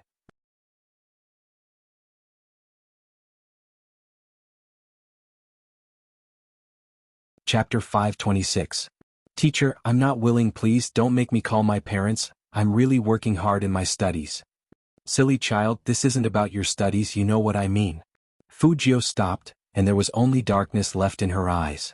She couldn't appear directly, the skateboard beneath her feet moved. A loud bang came from the door. Oh, who's there? A middle-aged man walked out, looking left and right as though he was afraid of being discovered. Of course, Fujio wouldn't let him see her figure. Her tall and straight back was against the wall, and her eyes were indifferent. When the girl saw the skateboard, she lifted her head abruptly, turning towards the end of the corridor. Was it Fujio? The middle-aged teacher narrowed his eyes. Looks like it's not a good time to talk anymore. Go back to class first. As for other things, I advise you not to speak carelessly in front of everyone. Otherwise, you know very well what the consequences will be. You're a student, you should study hard and speak less. Most importantly, you shouldn't slander others. The teacher needs to prepare for class, you should go. Yes. The girl held onto her report card, her fingers trembling as she walked. When she caught sight of the person behind the wall, her eyes widened. Why aren't you walking? The teacher asked from behind. The girl watched as the clean young man pressed his thin lips against his lips and made a shushing gesture at her. The teacher arched a brow. Li Menggran? It's nothing, teacher. I just wanted to say that I've remembered everything you said. Li Menggran turned back, forcing a smile. Only then did the teacher stop walking forward. I knew you were a smart kid. Smart? Cowardly. Li Menggran clenched her fists. She pretended as though nothing had happened and continued walking. The teacher turned back, closing the office door. At this moment, Fujio walked out, lowering her lids to look at the reddened girl. She passed her a lollipop, smiling faintly. Are you in a bad mood? Sorry, I lost control of the skateboard and knocked into something I shouldn't have. Li Menggran knew the youngster was helping her out. There wasn't a single person in number 1 middle school who didn't know him. The prince who skateboarded through the school grounds. He was free and easy, handsome and gentle, just like the light. No matter how dumb Li Menggran was, she knew that there was no such thing as a skateboard going out of control. It was because the young man heard something that he helped her out of the predicament. It was just that kind of thing was too embarrassing to talk about. Li Menggran clenched her fists. After a long while she said, I didn't do it, I didn't want to. I believe you. Almost in the next second. That was all the youth said. Without the slightest hesitation. These were nothing. It was the next sentence. It must be tough for you to fight against all of them alone, right? Li Menggran couldn't describe how she felt when she heard those words. It had been too long. It had been over 20 days. Time seemed to drag on for her. Ms. Yang knew that she was weak and focused on her grades, which was why she had always been like this. Such a thing. She didn't know how to tell others. She was even afraid that if she said it, people would say, look, that person's grades aren't good, but he seduced a teacher. She was too afraid of some gossip. Those groundless remarks. It was almost more hurtful than a real weapon. Therefore she did not dare to say it.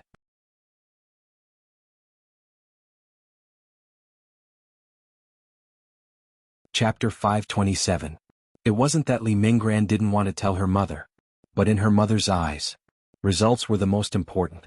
Even though their family was well off, they were still a working family. Her mother's circle seemed to always be comparing children. Especially during Chinese New Year. They compared age, maturity, and most importantly, results. She had just entered her second year of high school. She was expected to get into the top schools in the country. Li Menggran felt suffocated. But she could overcome all of this. The most unconquerable thing was when the aunties mentioned results, her mother would look at her with a gaze that seemed as though she was about to give up. After every gathering, her mother's face would darken. Even though she wouldn't flare up at her, she wouldn't say a word to her while driving. Hence, Li Menggran didn't dare to tell her mother about this. Because her mother had always said that Teacher Yang wasn't bad, she even called to say that she wanted to tutor you. This time you had to work hard and get good results during Chinese New Year. Then she would bring you to the beach. Li Menggran knew that the tutor wasn't an ordinary tutor. She was afraid. Hence, whenever the day came, she would switch off her phone and refuse to go to the tutor. She was disobedient, 3 times in a row. One day her mother finally called out to her. What do you want? Is it so hard for you to study? Li Menggran explained. No, I just feel that Teacher Yang, I'm really disappointed in you. Her mother was also an intellectual, hence she never lost her temper. But because of this, Li Menggran couldn't bring herself to speak. She had been suppressing something deep in her heart. She couldn't say it to anyone. She could only stay in her room, hugging her legs and leaning against the wall, wishing to disappear. Because only by disappearing would she not have to face all of this. But the next day the sun would still rise. The tutor became her greatest fear. After listening to Li Mengran's words, her gaze wavered. She couldn't help but reach out to pull the girl into her arms. That embrace was filled with guilt. No one knew who Fu Jiu owed to. Only she knew.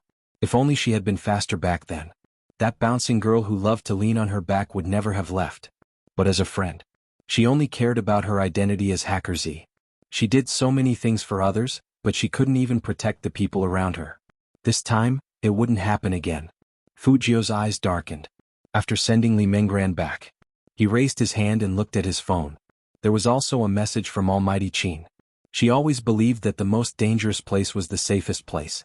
No one would think of hacking into a network in the military compound as long as the Almighty gave her 3 minutes.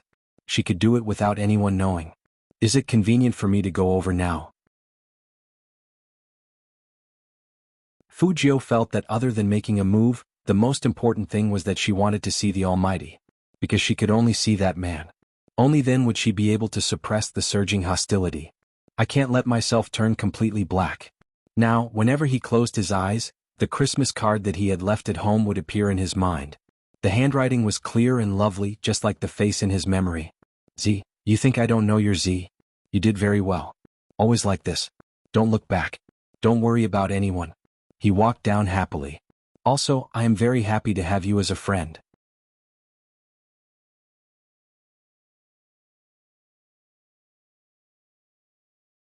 Chapter 528. Li Mengran's appearance reminded Fu Jiu of something from a long time ago. All these years she hadn't changed, probably because of the words that person had left for her.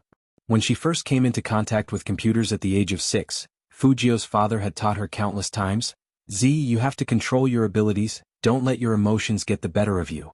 You have to know that some abilities can become destructive if you can't control them. She thought she was rational enough. But reality proved that she wasn't. After her father passed away, she used Z's nickname to become active on the internet. At that time, many people were infatuated with Z. They felt that this hacker was cool and arrogant, especially when she took down the bad guys. Fu Jiu thought that no one would find out that she was Z. But in reality, even if you could fool everyone, you couldn't fool those who truly cared about you. Some people wouldn't tell you even if they knew all your secrets, they would only smile at you. Even after you returned home, they would squat at your door, rubbing their legs while saying, my mom made your favorite boiled meat. I've been waiting for you for a long time, why are you so late? Look, it's already cold. At that time, Fu Jiu felt that she was the righteous one. Sometimes, because of the case, she even forgot about her friends who needed her the most. When that person wanted to talk to her about something, she hugged her laptop, replying without lifting her head. I'm busy. She wouldn't even appear in school for a few days. Hence, by the time she found out, she had already lost all warmth. Suicide. What kind of pain did she have to go through to commit suicide? She couldn't accept the departure of such an important person. They grew up together, went to school together, discussed the type of guys they liked, and even went to the toilet together after class. What exactly did she want to say to her at that time? Fu Jiu only found out after reading the diary. Some things would always be buried under the glamour. Just like these beasts, they dressed like humans, but they liked to lay their hands on some very young girls.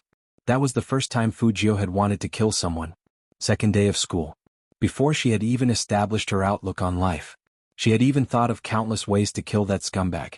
She had even taken action. If it wasn't for the Christmas card on the table, she would have taken action that very afternoon, becoming a murderer through and through. There was such a kind of person in this world. She was beautiful, smart, cute, and delicate. She would suddenly jump on your back when you were in a mess, but when you needed silence, she would accompany you with a smile. Something you don't want her to know. Even if she knew, she wouldn't expose him. She will help you keep all your secrets. Because she doesn't want to hurt you. She wants to protect you. Even though she's weak, she's helping you cover up some things. Otherwise, she wouldn't have lied to the police that you don't know how to use a computer. What about her? What had she done? She was defending what she felt was right when her friends wanted to talk to her. It was the small matter of garlic sprouts on the internet that could not be verified. It probably started from that moment. Fu Jiu began to change. She knew what was important. What should she do with her ability? She had to protect those people. Those who desperately wanted to speak but couldn't.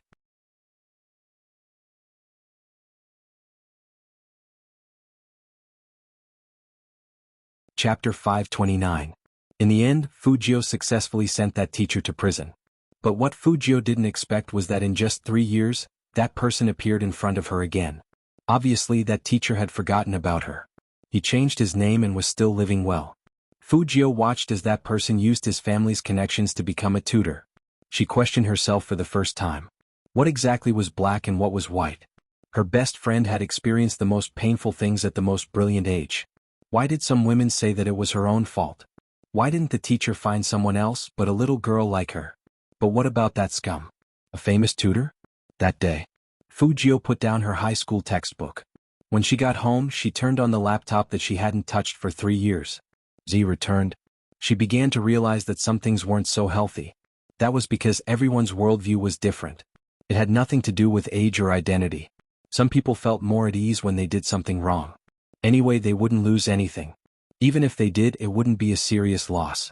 Being despicable was always the path of the despicable. Since no one punished her, then she would punish her. She was destined to be a villain. From that day on, she put on a disguise. During the day, she was like an ordinary person eating instant noodles and playing games. At night, she turned into Z and started to punish a series of evils. Fujio lowered her eyes. She originally wanted to restore her identity after the National League. But this case was different. She had to take care of it. Since Hoshino was here. Then it was time for them to continue their work. Fujio's eyes flashed. It was still the same school where she climbed over the wall. While the security guards were still there, she blocked the cars from entering. Fujio kicked the tree trunk with her long legs and held onto the wall with her left hand. With a push, she flipped over. Her movements were cool and beautiful. So when the uncle who was baking sweet potatoes saw Fujio, he quickly recalled her. "Young man, your skills are at the national level, right?" Fujio wasn't in the mood to joke with the uncle today. She walked to the middle of the road and took a taxi. She sat in the back. The taxi driver saw a high school student with a backpack and raised his eyebrows. "School hasn't ended yet, right?" Fujio took out her homemade notebook and said casually, "Skip class." The chauffeur shook his head. As he drove, he listened to the sound of keyboard typing in the backseat. Could it be that he had misheard? The young man was clearly holding a book in his hand. Everyone was curious, and the driver was no exception. While waiting for the red light, he looked back and found that it was indeed a laptop. He couldn't help but exclaim, "The electronic devices nowadays are really getting more and more advanced. They even have this." Fujio responded with a grunt, and her fingers moved quickly. Strings of codes appeared on the screen. The driver smiled again and said, "You are also playing games, right? My son is the same. He especially likes to play games, but he has been using his cell phone recently. He plays Hero every day. He even says that it's filled with elementary school students. It's a little tricky." Fujio's words and posture convinced the driver that she was playing a game. Therefore, the driver didn't say anything else.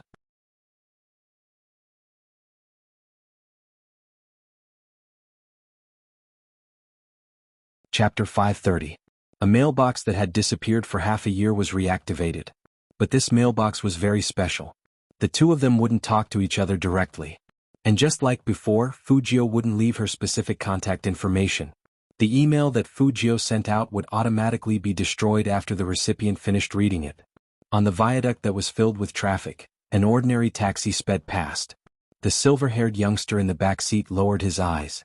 His fingers moved slightly, and there was a clear and loud sound on the keyboard. "Yes, I'm still here." It was just 4 short words. When it suddenly popped up on the screen, there were special effects.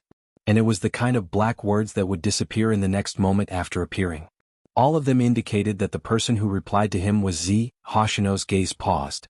He was still sitting on the high-speed train, but there was only the screen in front of him in his amber eyes. Then he smiled slowly. That smile made the girl sitting next to him unable to stop her heart from beating rapidly. He was so handsome that he looked like a star from a TV show. And he was dressed differently from ordinary men. A pure colored sweater matched with the gold-rimmed glasses, making him look as clean as the sun. He knew that person wouldn't leave. Hoshino wouldn't rush Z to tell him where she was. Because he knew that when Z needed him, she would let him appear in the right place. So he wasn't in a hurry.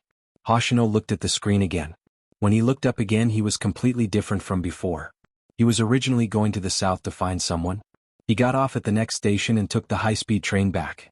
There were so many people in China, so no one would care if he changed trains midway. The weather outside was getting colder and colder. Taxis couldn't enter the military compound. Fujio got off at the entrance. She carried her school bag on one shoulder and stuffed her left hand into her trouser pocket. She lowered her head and played with her phone. "Brother Imo, I'm here." There was no reply. Fujio didn't care. But when the soldier on duty saw that it was Chin Imo who came to pick her up from afar, he put his right hand on the side of his head and gave a solid military salute. Fujio followed the sound and looked up. She saw that the man didn't even wear a jacket. He was wearing a white shirt and a tie. He was so handsome and abstinent that he didn't fit into the military compound. "Open the door and let him in." Chin Mo's voice was still faint. But after saying this he added another sentence. "There's no need to stop him if you see him in the future."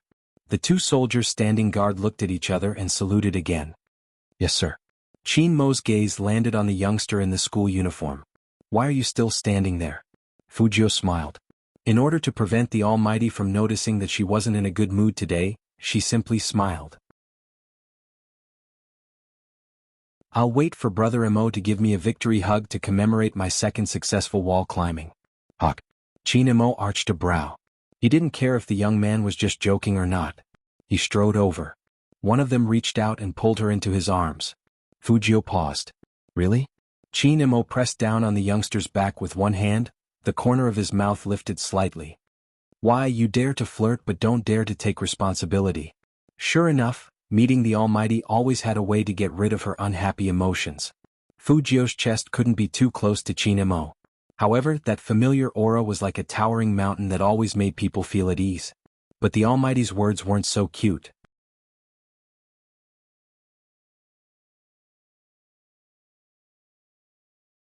Chapter 531. Physics Book. "Brother Imo, can you not say that when we're hugging?" Fujio pursed her pale thin lips.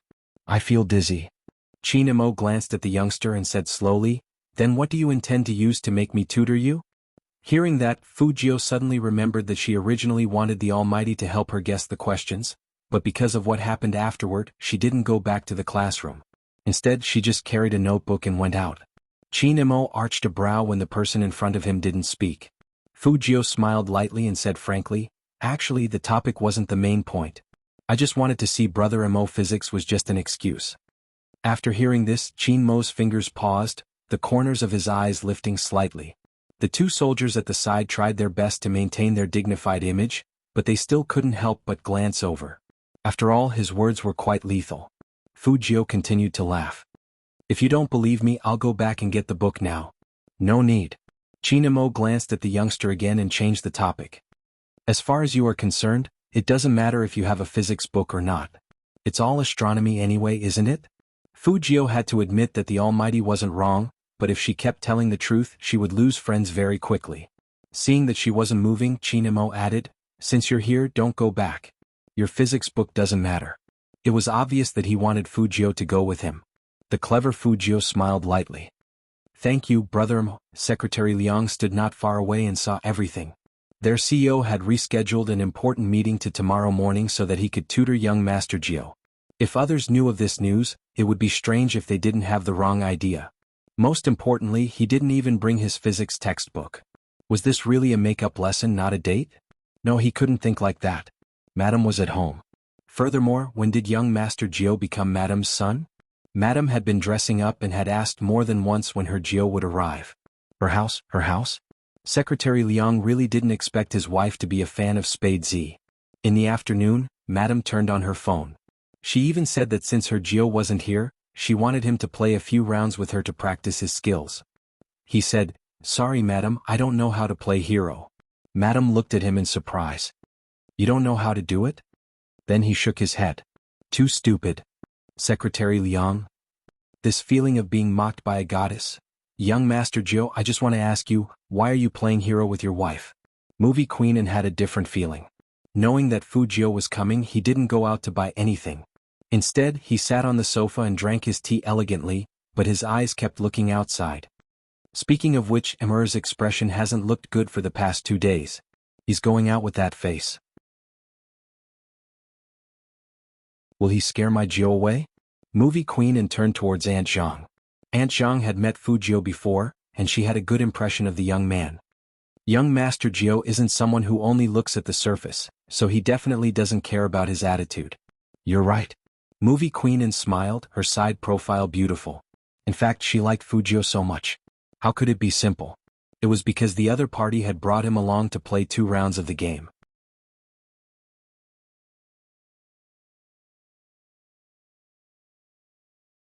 Chapter 532. They were most worried about Qin Mo's problem. They were afraid that he was hiding everything in his heart, becoming more and more indifferent and unapproachable. If that was the case, no one would understand what he was thinking.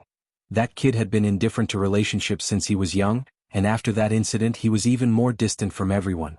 Recently, Movie Queen could clearly feel that her son had changed. Although she still couldn't understand what he was thinking. But at least he looked like a normal person. As Movie Queen was thinking about this, she heard Auntie Jiang say, "Madam, young Master Jiao came with us." Hearing that, Movie Queen didn't sit down anymore. She stood up and walked towards the entrance. Fujio didn't expect to be treated so warmly by Movie Queen. For example, "Come on, eat your cake. You must be hungry after finishing your homework." Fujio ate whatever she was given. But homework? What kind of joke was that? She never did homework. So after she swallowed the cake, she asked, "Homework?" "Yes, homework," Movie Queen said as she pulled out the photos on her phone. "Look at how serious you are in your homework." Fujio was too embarrassed to say that she couldn't bear to listen in physics class, so she was writing some code. But it didn't matter. To her, writing code was work. Fujio took the cake in her hands with a clear conscience. But there was something strange. Why did Movie Queen have photos of her in class? Seeing the youngster scratching his head, Qin Mo knew that he wasn't doing homework at that time. He undid his tie slowly. "My mom is a fan of yours. She has been praising you since this morning, saying that you study hard and are serious in class. As a wall-jumping scholar, Lord Jiao shouldn't disappoint my mom. Finish your homework later." Fujio, the Almighty's trick was really unexpected and shameless. He knew that she didn't like to do homework, but he still tricked her. But fortunately, Movie Queen was gentle and kind. "The kid is already out of school. Why do you want him to do homework?" "More. I asked Auntie Zhang to make soup for you. What do you like to eat?" "Auntie Zhang will make it for you tonight." Fujio chuckled. "I can eat anything. I'm not picky." Movie Queen was so nice, totally different from the Almighty. It seemed that even though they were mother and son, there were still changes in their genes. But if it had been in the past, she would have rejected the suggestion of doing homework and followed Movie Queen instructions. But this time was different. This time she needed some time to do something. So Fujio turned her head and said, "I still have to do my homework and I have to hand it in tomorrow. I'll do it myself first, and if I don't, I'll ask Brother Mo." When Movie Queen heard this, she instantly felt that her Jiao was working too hard. She couldn't even eat cake in peace and had to do homework. Qin Mo, on the other hand, raised his eyebrows. His hand that was holding the teacup returned to its original position. Then he stood up and said faintly, "Follow me to the study to write." "Good." Fujio picked up her bag and walked forward with Qin Mo. When he pushed the door open, he casually asked, "I noticed that you really like studying today." Fujio curled up her lips. "I just want to leave a good impression in front of Movie Queen. After all, she is Brother Mo's friend." "Really?" Qin Mo glanced at the youngster again.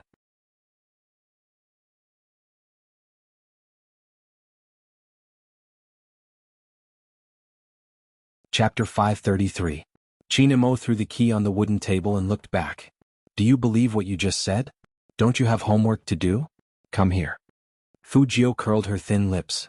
She realized that the Almighty still treated her like a little brother. That kiss yesterday was probably nothing. Otherwise, the Almighty wouldn't continue to indulge her like this. "Don't touch anything." Qin Mo pointed at the documents on the side, turned sideways and put the ringing phone to his ear. "Hello, the project in Dongqing." Fujio couldn't hear the conversation. But it should be about work. This call was very timely for her. 5 minutes. Establish a virtual IP database. Through the periphery, directly lock onto the target. Such a plan would be faster than using hundreds of computers in the internet cafe. However, there was one thing that needed to be covered by a good firewall. This was also why Fujio chose to act in the military compound. Because there must be some network defense measures here that other places didn't have. In that instant, only the sound of typing could be heard in the silent study. Fujio sat on the wooden chair, her silver hair falling down. Her fingertips danced without any intention of stopping. The more cautious a person was, the more likely they would install some antivirus software on their computer. Although these antivirus software took some time to crack. but it wasn't too much trouble. Fu Jiu looked sideways, sucked on a lollipop and then said softly, 1, 2. When she counted to 3, the screen immediately showed the other party's screen. It wasn't a big deal to use antivirus software to operate remotely.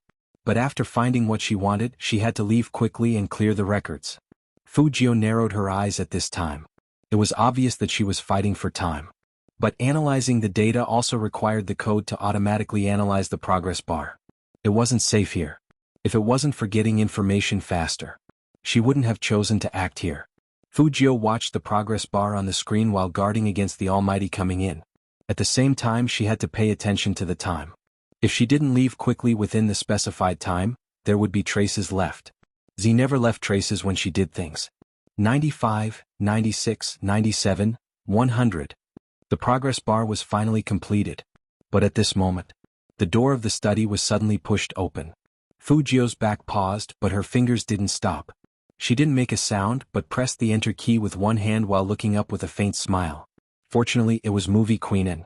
But even if it was Movie Queenin, she couldn't let her know what she was doing. Fu Jiu turned her finger and activated the self-destruct virus. A self-destructing virus was like that. Not only would the computer she had hacked into be infected, but her own computer would also be infected. Even if it was investigated in the future, he wouldn't use her as a source of attack either. However, it was obvious that the self-destruct virus needed time to run. So, after Fu Jiu pressed the Alt key, she stood up naturally. Auntie? Movie Queenin chuckled and took a step forward. Which subject are you working on? I'll play hero with Auntie. These two sentences were spoken almost at the same time. Movie Queenin stopped in her tracks. Sure, but don't play in the study, the atmosphere isn't right. Go to the living room and do your homework later. Okay. When Fu Jiu finished saying this word,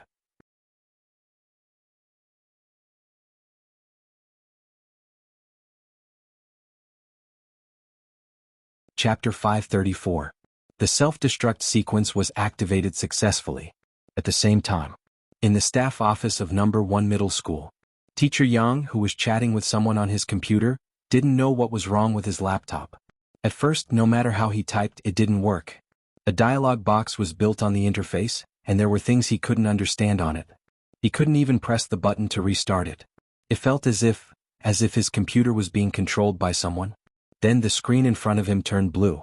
It didn't work no matter how he slapped the laptop.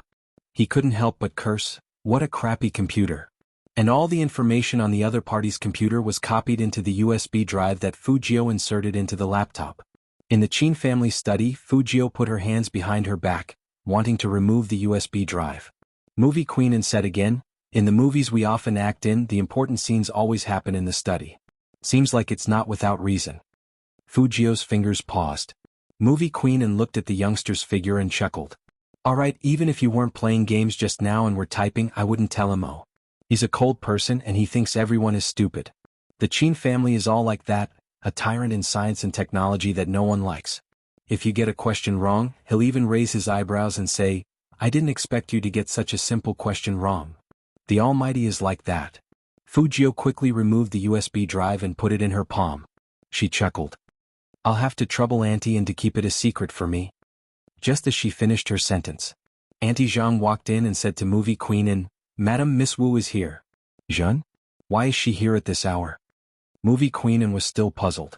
Fu Jiu closed the fake notebook with her hands behind her back. This could be considered as doing it without anyone knowing. But Movie Queenin was smart, and she quickly guessed that Fu Jiu was typing. It seemed like she was destined to waste a laptop. But it didn't matter. Her ultimate goal was to get the teacher's information. In the living room, Qin Imo had already hung up. He had one hand in his trouser pocket, and he just stood there with an indifferent expression. The person standing opposite him was none other than Wu Zhen. Fu Jiu raised her eyebrows when she saw that face. The other party might not know her, but she still remembered him. This was the one who made her give up the chance to dance at the masquerade ball. But today Wu Zhen wasn't wearing a military uniform, but a police uniform with a badge on her shoulder. Ordinary people wouldn't dress like this during normal times. So, at first glance, Fu Jiu guessed the other party's identity. The police. In her previous life, it was the profession she had dealt with the most. He was also the type of person that she would always try to avoid. Wu Zhen didn't expect anyone else to be in the Qin house. She was about to say something, but after seeing Fujio she suddenly paused and smiled. Auntie, and this is? Gio Amor's best friend. Movie queen, and lifted the corners of her lips. Look at your shocked expression. Isn't the Qin family sending anyone over? Wu Zhen was quick to admit it. I really didn't expect Brother Imo to bring someone over. Gio is different, Movie queen, and said happily, her posture elegant. Wu Zhen had never seen her auntie and like anyone so much. Even she hadn't received such an evaluation.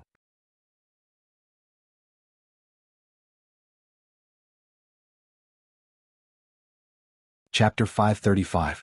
Wu Zhen glanced at Fujio again. Her first impression was that the youngster's skin was too fair, especially his peach blossom eyes. They were so distinct that she seemed to have seen them somewhere before. But Wu Zhen was sure she had never seen this person before. If she had, it was impossible not to have any impression of him. After all, he was indeed too outstanding. Qin Imo also noticed Wu Zhen's gaze. He leaned over casually, unknowingly blocking the youngster's face. His voice was indifferent. Are you done with your homework? This question was directed at Fujio. Fujio curved her thin lips. Of course. From a certain perspective, her homework was indeed done. Wu Zhen didn't expect that person to actually care about whether someone did their homework or not. In fact, Wu Zhen wasn't that old. But she always wanted the best, whether it was her grades or her boyfriend. So after she locked on to her target, she knew her occupation. Plus, she had a family, so entering the police station wasn't that difficult. At that time, Brother Mo had never asked her if she had done her homework. Wu Zhen raised her eyebrows, suddenly remembering where she had seen this youngster. The photo on the official Weibo. The photo of the two of them. One of them was him. That photo had been reposted many times, saying that they were an official CP. Wu Zhen still remembered that when she first saw the news she had commented that it was nonsense. She didn't think that anyone was special to Brother Imo. Today when she saw the youngster she realized that it was hard to say whether he was special or not. But to be able to enter the Qin family he must have a good relationship. What kind of CP was that? It was a little ridiculous. Those people were too imaginative. They probably didn't even realize it. Those who were matched like that, whether they were willing or not. But there was another possibility. She suspected that it was the youngster's motive for getting close to Brother Imo. But it was still too early to say that. She wasn't familiar with the esports industry and wasn't one of them. Similarly, Brother Imo shouldn't be one of them.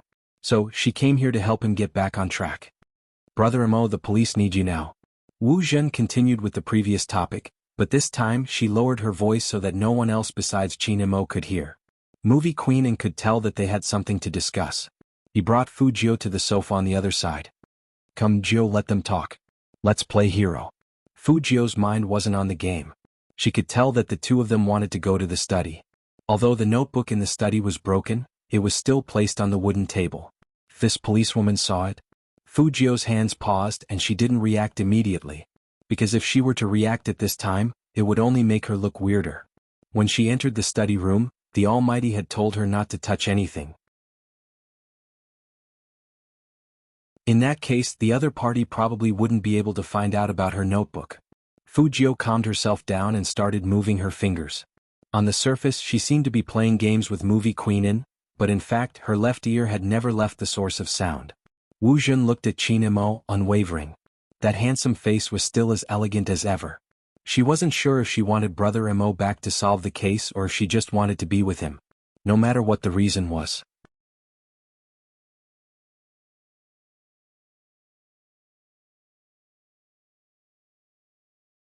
Chapter 536.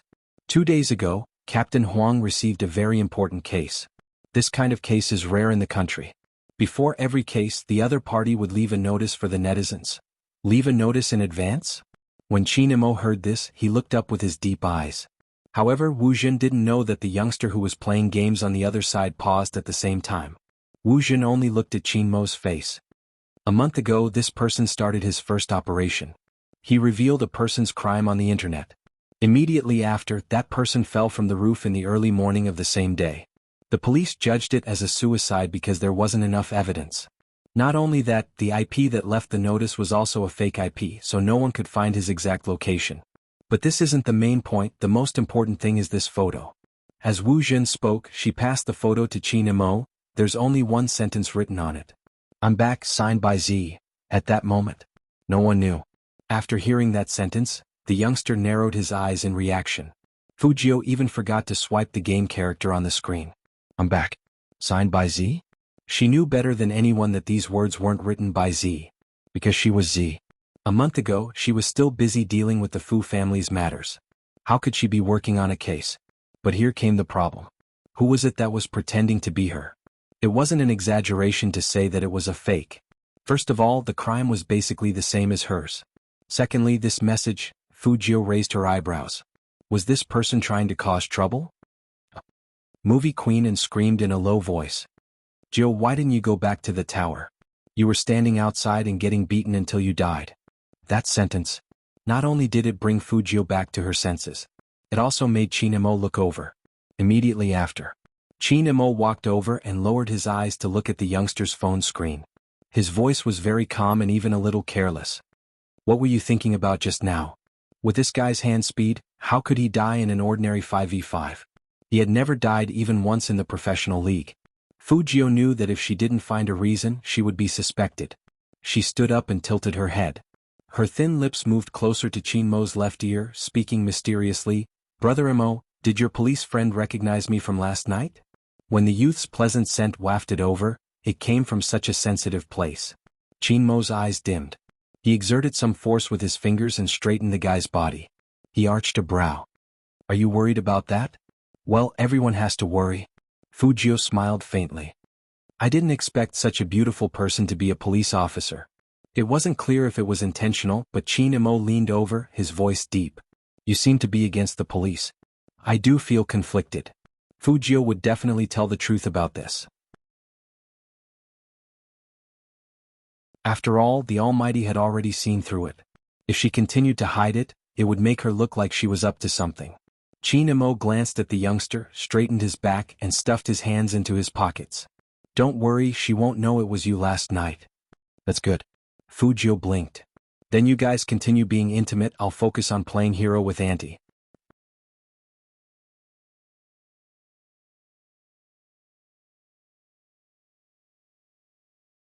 Chapter 537.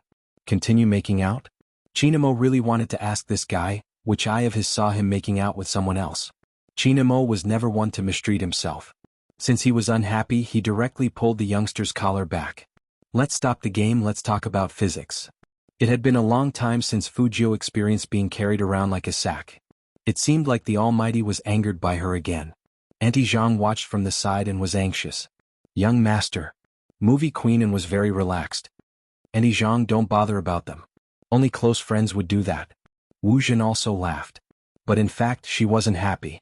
She originally thought that as long as she told Big Brother Mo about Z, he would focus all his attention on her. How did it turn out like this?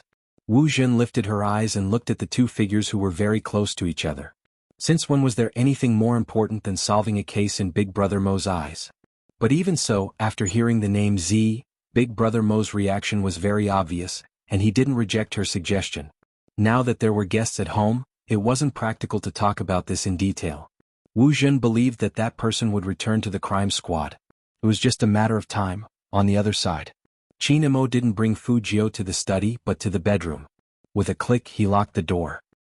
He threw the person onto the bed and put his arm beside the youngster's ear. Even his breath was dangerous, and his fingers pinched Fujio's chin heavily. This is called making out, do you understand? Fujio felt that with this position she was on the bottom and the Almighty was on top.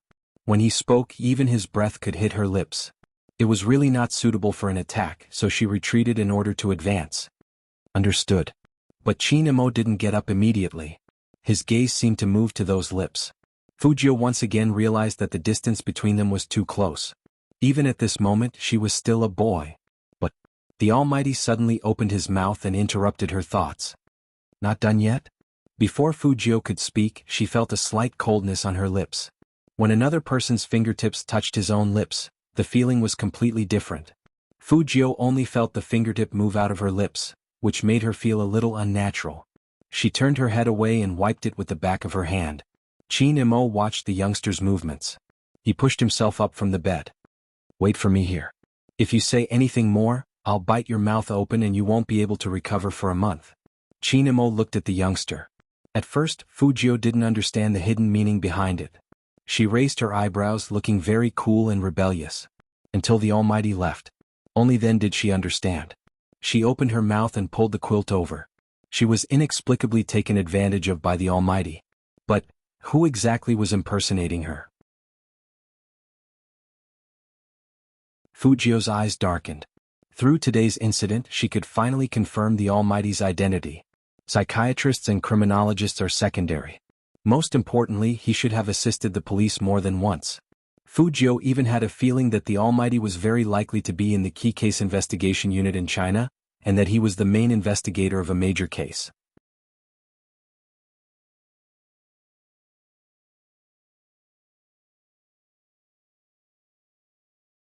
Chapter 538. Before Fujio was reborn in this body, she had heard about the key case investigation unit on Fifth Avenue. It was said that they solved cases very quickly. No matter how old the case was, they would find the culprit within 10 days once they got their hands on it. And some bad guys who wanted to escape from the law would be sent to prison with fatal evidence even if they used their connections. This was the legend of the key case investigation unit. But this was not the whole story.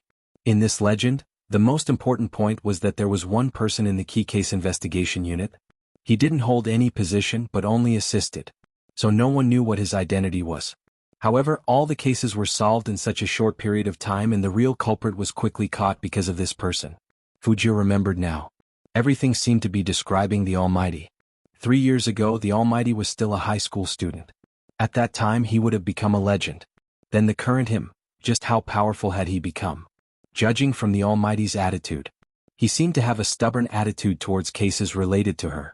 Fujio wasn't sure if Qin Mo would accept the female police officer's proposal to work with them. But she had seen the Almighty's ability to catch people. It was really tricky. Even she wasn't sure if she could cover up the Almighty's meticulous logical analysis with a disguise. Fujio raised her eyes and looked at the dark sky outside. There were some people you really didn't want to be enemies with. But Fujio understood. Her actions were undoubtedly challenging the authority of some people. That was why they wanted to catch her. But the Almighty wasn't like that. The Almighty only wanted the truth. Fujio was clear that if she continued like this, Chinamo would find out sooner or later. But she couldn't wait for this case. She had to admit that she didn't know the purpose of the imposter. But this kind of behavior was starting to make her movements unsafe. After Fujio heard the news, only 2 words appeared in her mind: they're not friendly. But she didn't have time to care about that now. The most important thing right now was the information in the USB. If she wanted that scumbag to get the punishment he deserved, she had to find something from the information. And this operation couldn't be like last time, where she needed to cover up. Otherwise she would be targeted by the Almighty. Fujio laid on the bed for 5 minutes. She closed her eyes quietly and opened them again. She thought about the process but Chinamo didn't come up. She decided not to lie down anymore. She pushed the door open and went downstairs. That female officer didn't leave. Instead she sat on the sofa and asked Movie Queen about her. So that Fujio is the young master of the Fu family. I really couldn't tell, but he's quite polite, unlike the rumors. But he seemed to be on good terms with Brother Imo. How did they know each other? Movie Queen and placed her phone down and chuckled. Jin, when did you become interested in such things? Wu Jin paused and smiled. It's rare to see someone so close to Brother Imo. I'm really happy for Brother Imo, so I want to know what kind of person Fujio is.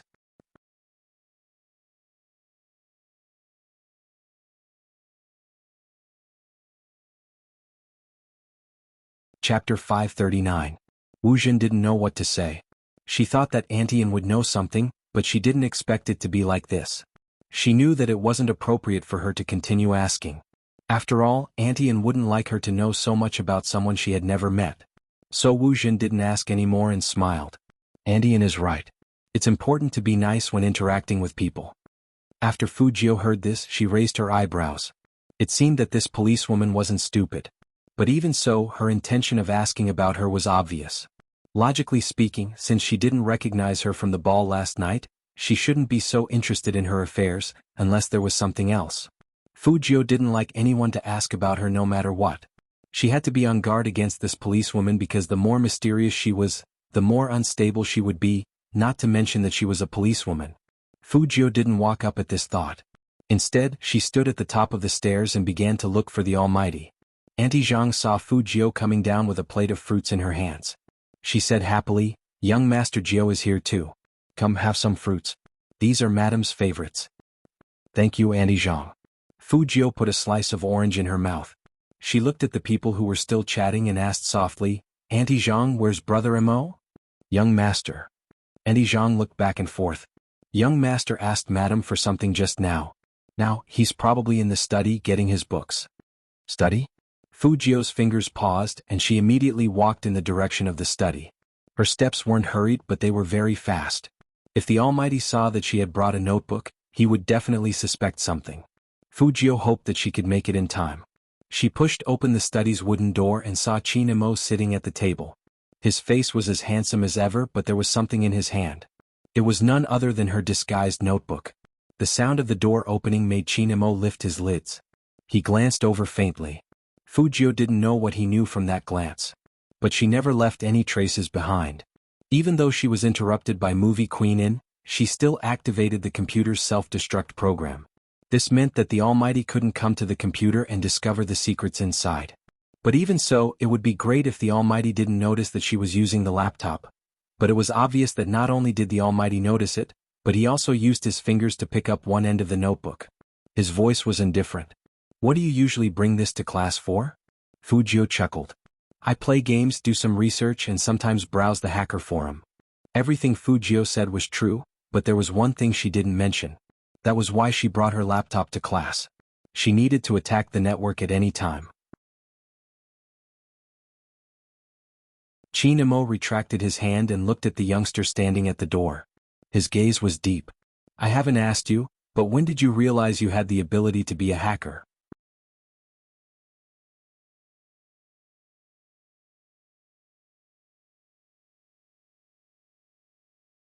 Chapter 540. Even though the Almighty didn't know much about the owner of this body, he still had some contact with her. He probably felt that something was different so he probed her with everything he asked in the beginning, and he was very strict with her. Fu Jiu understood all of this. So it was unrealistic to say that she had the hacking ability recently. But if she said that she had it before, then she needed to tell a story. Fu Jiu put her hands in her pockets and walked closer. "It was probably when I was in junior high when my mom was just kicked out of the company. That triple success made my dad never come home again. Everyone knew that my mom's real power had been taken away, and I wasn't sure if I would still be the young master of the Fu family. At that time, I saw a post on an internet cafe forum about teaching others how to crack virus software. It wasn't very complicated, but even I didn't expect it to be so easy. I just tried to crack all the antivirus software in the internet cafe at that time. Later on, I became interested in this field, and after I learned about the use of the internet, I wanted to use it to deal with that family and help my mom get the company back. I was young at that time, so I wasn't allowed to enter big internet cafes, except for some small ones. Later on, I learned that I would be arrested by the police for doing these things, so I went to nightclubs more often and appeared in front of everyone with a different image. It was actually a kind of protection for myself, and that's why I was so against that female police officer just now." There was indeed no mistake in the timing. Qin Mo had asked someone to look up some information on the young man. Because at that time he had doubted the young man's hacking skills. In junior high school, however, a change had occurred in the young man. It seemed that from that time on, this person became more and more infatuated and decadent. Fu Jiu paused. "Actually, I entered this line of work because I really admired someone at that time. That person was the hacker who published the post about cracking virus software. Her code name was Z." Qin Mo interrupted. Fu Jiu stood up from the chair and looked at the young man with a meaningful look in his eyes. Fu Jiu raised her eyebrows. "Brother Mo, how did you know?" "The game name is Spade Z, so it's not hard to guess." Qin Mo didn't tell the young man that it was all because of the other party's skills. Fu Jiu smiled faintly. "Just think of it as my Chinibu. But that person didn't post any technical posts and I only learned a little bit. I heard many people in the industry say that this person is different from others. She doesn't like to show up unless there's a case. She seems to have helped the police solve a lot of cases, but the police are still trying to catch her. It's quite strange. Brother Mo, why do you think the police are always after her?" Qin Mo looked at the youngster, his eyes dark. When he spoke in a low voice, it sounded like he was reciting a poem. Because those who fight with the evil dragon will eventually become the evil dragon themselves. When you stare into the abyss stares back at you. You're tuning in to the Han Li's Wuxia Adventures YouTube channel. We're so grateful for your support, and don't forget to subscribe to join us on this incredible journey through captivating stories. Your generosity through donations truly makes a world of difference, as it's the primary source of revenue that allows me to expand and enhance this channel for you. Thank you from the bottom of my heart for being a part of this adventure.